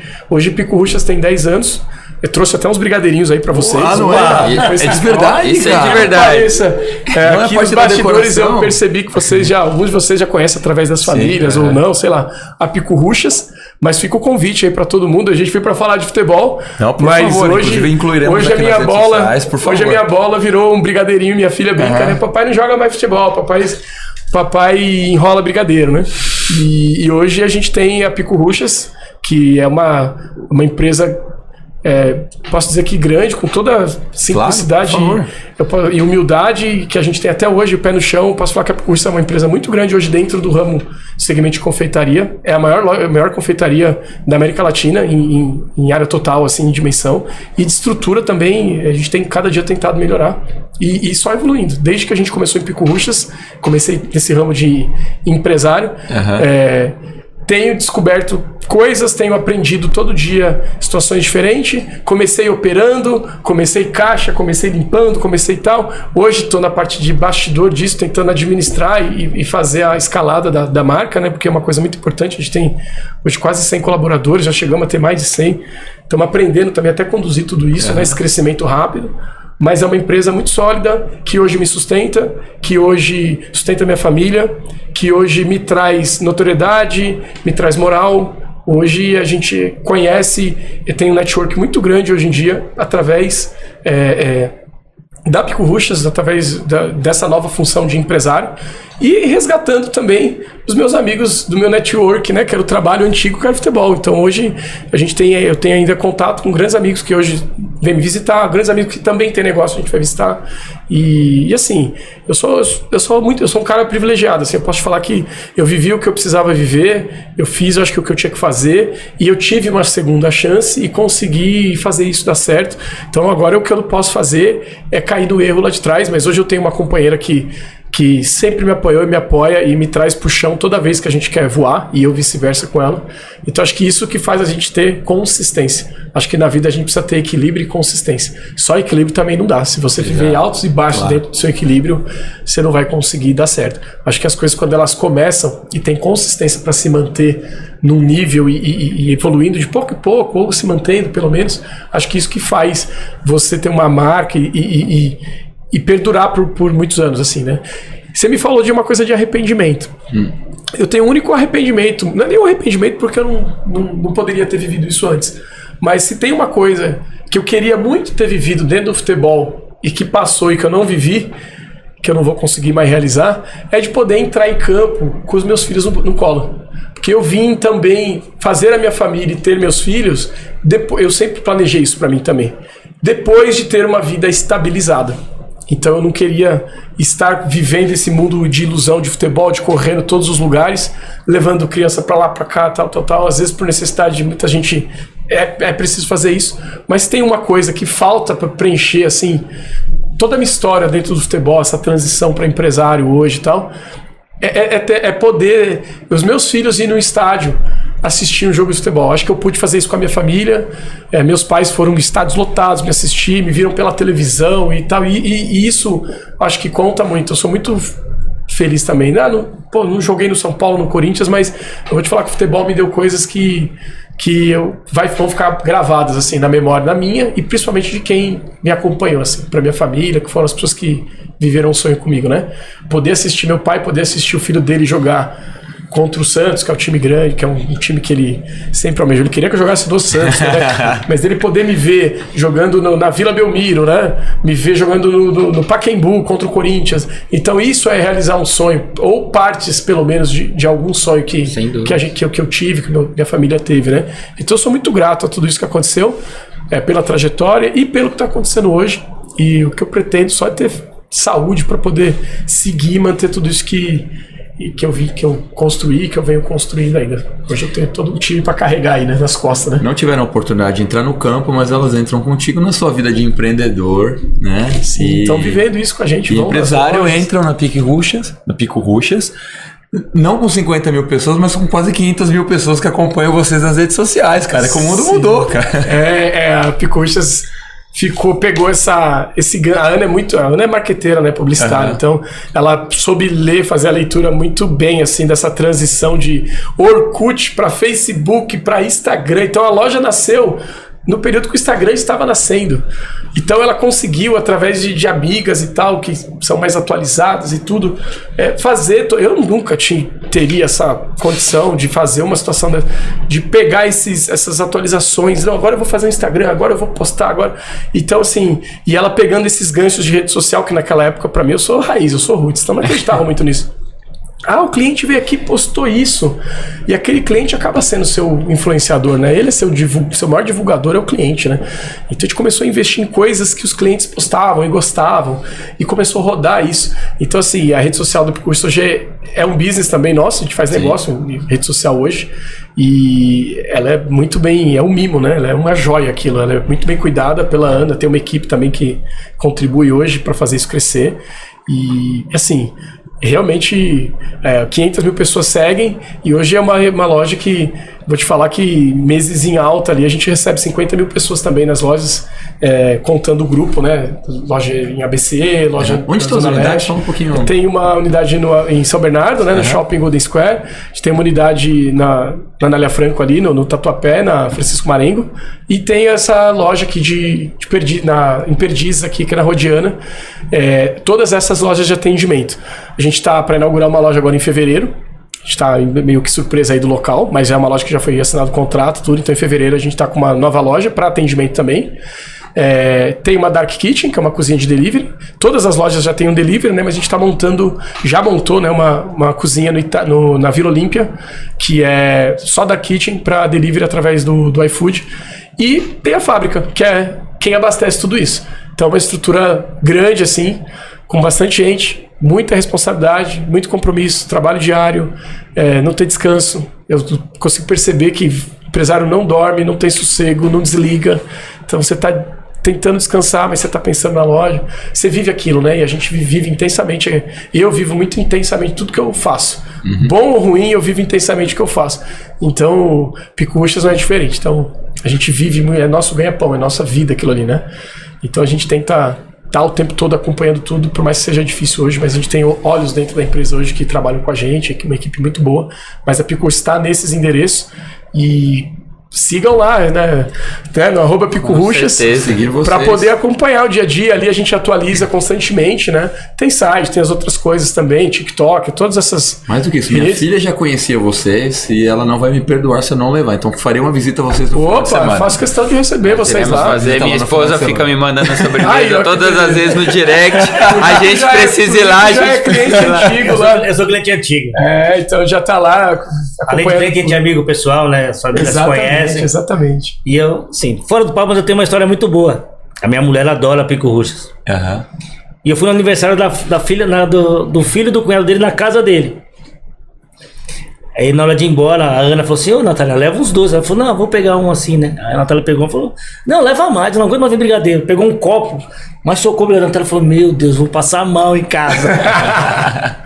Antigamente a gente fazia isso, né? Ficava na mesa do doce, já ia copinho, né? no bolso, né? Pra levar embora. Aí a Natália pegou uma, a Ana falou assim, Natália, pelo amor de Deus, não, leva aí, brigadeiro tem meu, que comer à vontade.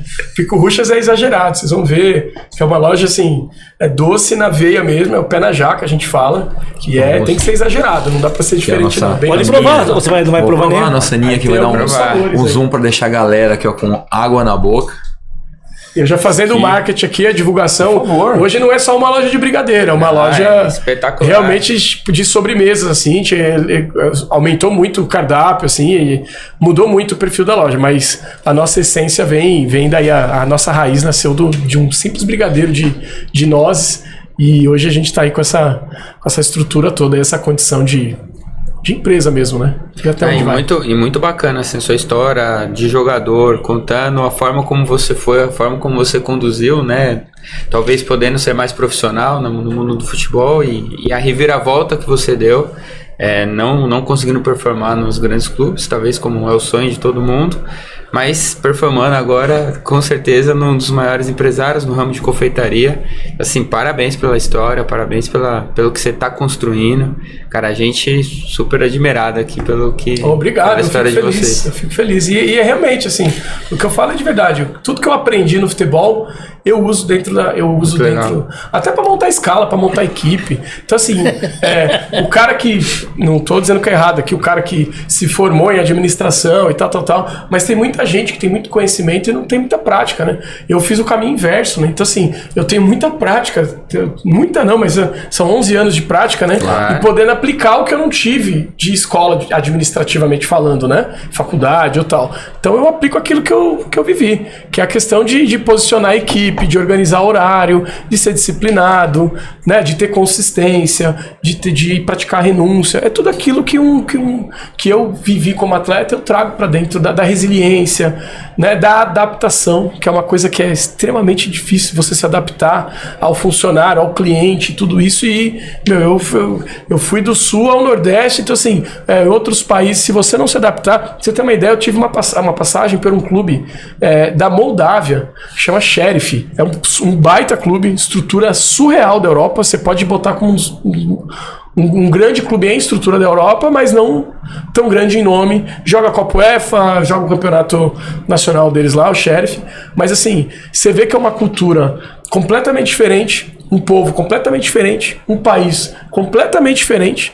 Então assim, essa situação também de adaptação, eu tô lembrando de algumas passagens assim e tentando trazer aqui para falar um pouco mais de futebol também, que é o tema principal aqui.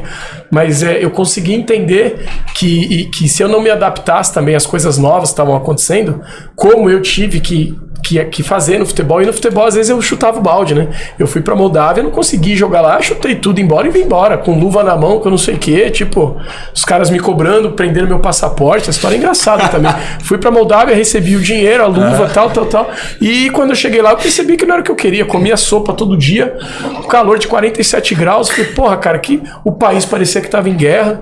Falei, cara, não é isso aqui que eu quero, não vou aparecer aqui.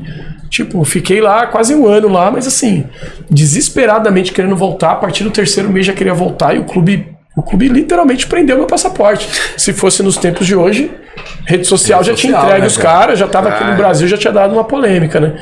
Mas na época os caras prenderam meu passaporte, literalmente. Você não vai, manda o tradutor lá, manda o tradutor espanhol, vem, fala comigo, vocês falaram que você não vai. Como assim eu não vou? Eu quero voltar, eu não quero ficar aqui. Ah, mas você já pegou a luva, tal. E a luva, eu nem levei pra lá, a luva já ficou aqui, já foi gasta. Já foi dividida com o empresário, com o caramba.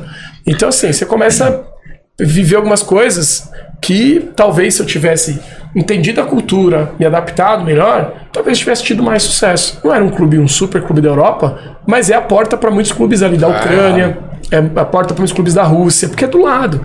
E muitos jogadores fazem essa transição 6 meses lá. De bom campeonato. Só que assim, 3 meses eu já chutei o bafo, né? Eu não vou ficar nisso aqui não, comendo sopa com 47 graus na cabeça, sem ver família, não tinha vídeo, essas coisas. Tipo, era muito difícil você usar o Skype naquela época. Messenger, MSN, tinha... Tipo, Isso aqui. Foi em 2007 isso aí. De lá que eu voltei e fui pro Ceará, foi isso mesmo. Mas assim, você começa a perceber que não é um lugar que você quer estar. Só que, você vê, até os tombos que a gente leva, né, essa coisa de resiliência, adaptação, né, um pouquinho mais de paciência, tudo isso, hoje eu consigo praticar tudo isso. E eu vejo que tudo que eu faço hoje, que eu não consegui aplicar, ou que eu consegui aplicar dentro do futebol, tudo aquilo que eu ouvi de treinadores, puxão de orelha e tal, eu vejo que hoje fazem diferença, trazem resultado. Então, realmente, eu acho que se lá atrás eu tivesse começado, talvez tivesse uma trajetória diferente, mas compensação, teria vivido tudo que eu vivi, não teria, talvez hoje, não estaria hoje com a minha família, com 3 filhos lindos, uma condição boa também. Então, assim, essa é a história do Alexandre Silva aqui, e acho que quem me acompanhou aí também, grandes jogadores, amigos também, que são até hoje, puderam vivenciar tudo isso comigo aí. Parabéns, Ale. Novamente agradecer a participação, uma satisfação tê-lo por aqui. Acho que é sempre importante a gente mostrar o mundo do futebol, né? O mundo pós-futebol também, e fica a mensagem para todo mundo que você pode ter muito sucesso no futebol. Importante se preparar também para o pós-futebol, independente do sucesso que você teve ou não. E parabéns pela história de vida, como o Diego comentou, né? A reviravolta hoje como um empresário. Então, satisfação tê-lo por aqui. Muito sucesso aí na sua nova sua empreitada, convite, já não tão nova, né? Que siga a expansão. E muito sucesso aí pra vocês. Muito obrigado. Valeu. Obrigado, Diego. Obrigado, Thiago, Tunico. Enfim, sou muito grato aqui por poder contar um pouco da minha história. Acho que dentro de Pico Ruxas, a gente fala muito de Pico Ruxas. Pouca gente sabe desse meu passado como atleta, né? E isso aqui também nós vamos levar lá pra Pico Ruxas, vamos divulgar na nossa rede social lá. Claro. Porque as pessoas gostam de acompanhar, né? Entender a raiz onde tudo começou. Onde tudo começou, né? Tanto da história de vida da Ana e da minha também. A gente tenta contar um pouco das coisas, mas em cápsulas pequenas. Aqui eu pude falar, acho que com mais amplitude, tudo que eu vivi, assim. Ainda faltaram muitas histórias. Mas enfim, obrigado, muito grato aí a vocês. Fica o convite pra voltar, cara. Porta aberta. Quando quiser. Porta aberta. Tamo junto. Mas tem que vir e trazer brigadeiro, né? Agora já tem docinho. Quando convidado até agora tem os docinhos. Pô, ninguém trouxe. Onde eu vou, sou cobrado por isso. É aquela história. Quando eu vinha de férias em casa, me chamavam pra jogar uma pelada. Sabe aquele cara que tá de férias em casa não quer? Pô, vou jogar uma pelada, né? Normal. Hoje minha vida é confeitaria. Então onde eu vou, eu sou cobrado agora. Levo o docinho. Os caras acham que eu tenho doce. Não, pô, você não tem um docinho aí, não, pô. Eu vim aqui, sei lá, empresário do mundo da bola, cara. Tá no shopping andando. Você não tem um docinho aí, não? Pô, tô passeando com a família, pô, mas faz parte, é isso aí. Valeu. Obrigado. Valeu, Ale. Satisfação. Obrigadão. Mas faltou ele assinar a bola, né? Opa, vamos lá. Vamos assinar a bola. Vou pegar a caneta. Pegar a bolinha aqui. Esqueci, Tonico. Eu esqueci da caneta. Acredita? Isso aqui é a nossa zambola. Uma honra. Tem tantos nomes aqui, ó. Tem, cara. Puxãozinho ali. Pô, já tem bastante programas aí, hein? Já. Parabéns aí a vocês também que estão iniciando aí. Estamos na caminhada. Estamos na luta. Podcast, mas parabéns, tá no caminho. Nós não sabemos ainda o fim que daremos para a bola, ou o início que daremos para essa bola. A gente tem negociações com uma grande empresa de material esportivo para essa bola da próxima Copa 2026. Talvez se a gente consegue fechar esse contrato. Talvez. É que nós já demos o nome da bola de Zambola, né? Senão. A gente pode talvez falar que o nome da bola pode ser esse, não, ué. Pode ter, não tem os nomes que eles criam lá pra bola do país. No dia, né? No dia. Copa. Vou assinar aqui como eu assinava como jogador. Olha, eu vou experimentar um brigadeiro. É isso aí. Bora. Tá aí, ó. Aí, se quiser. Alexandre Silva 06 aí. Pode comer o doce? Agora tá liberado, né? Até eu vou provar. Valeu, pessoal. Obrigado. Valeu, Ale. Valeu, Ale. Obrigadão. Obrigado. Show de bola. Muito bom. Hoje eu vou provar esse brigadeirinho.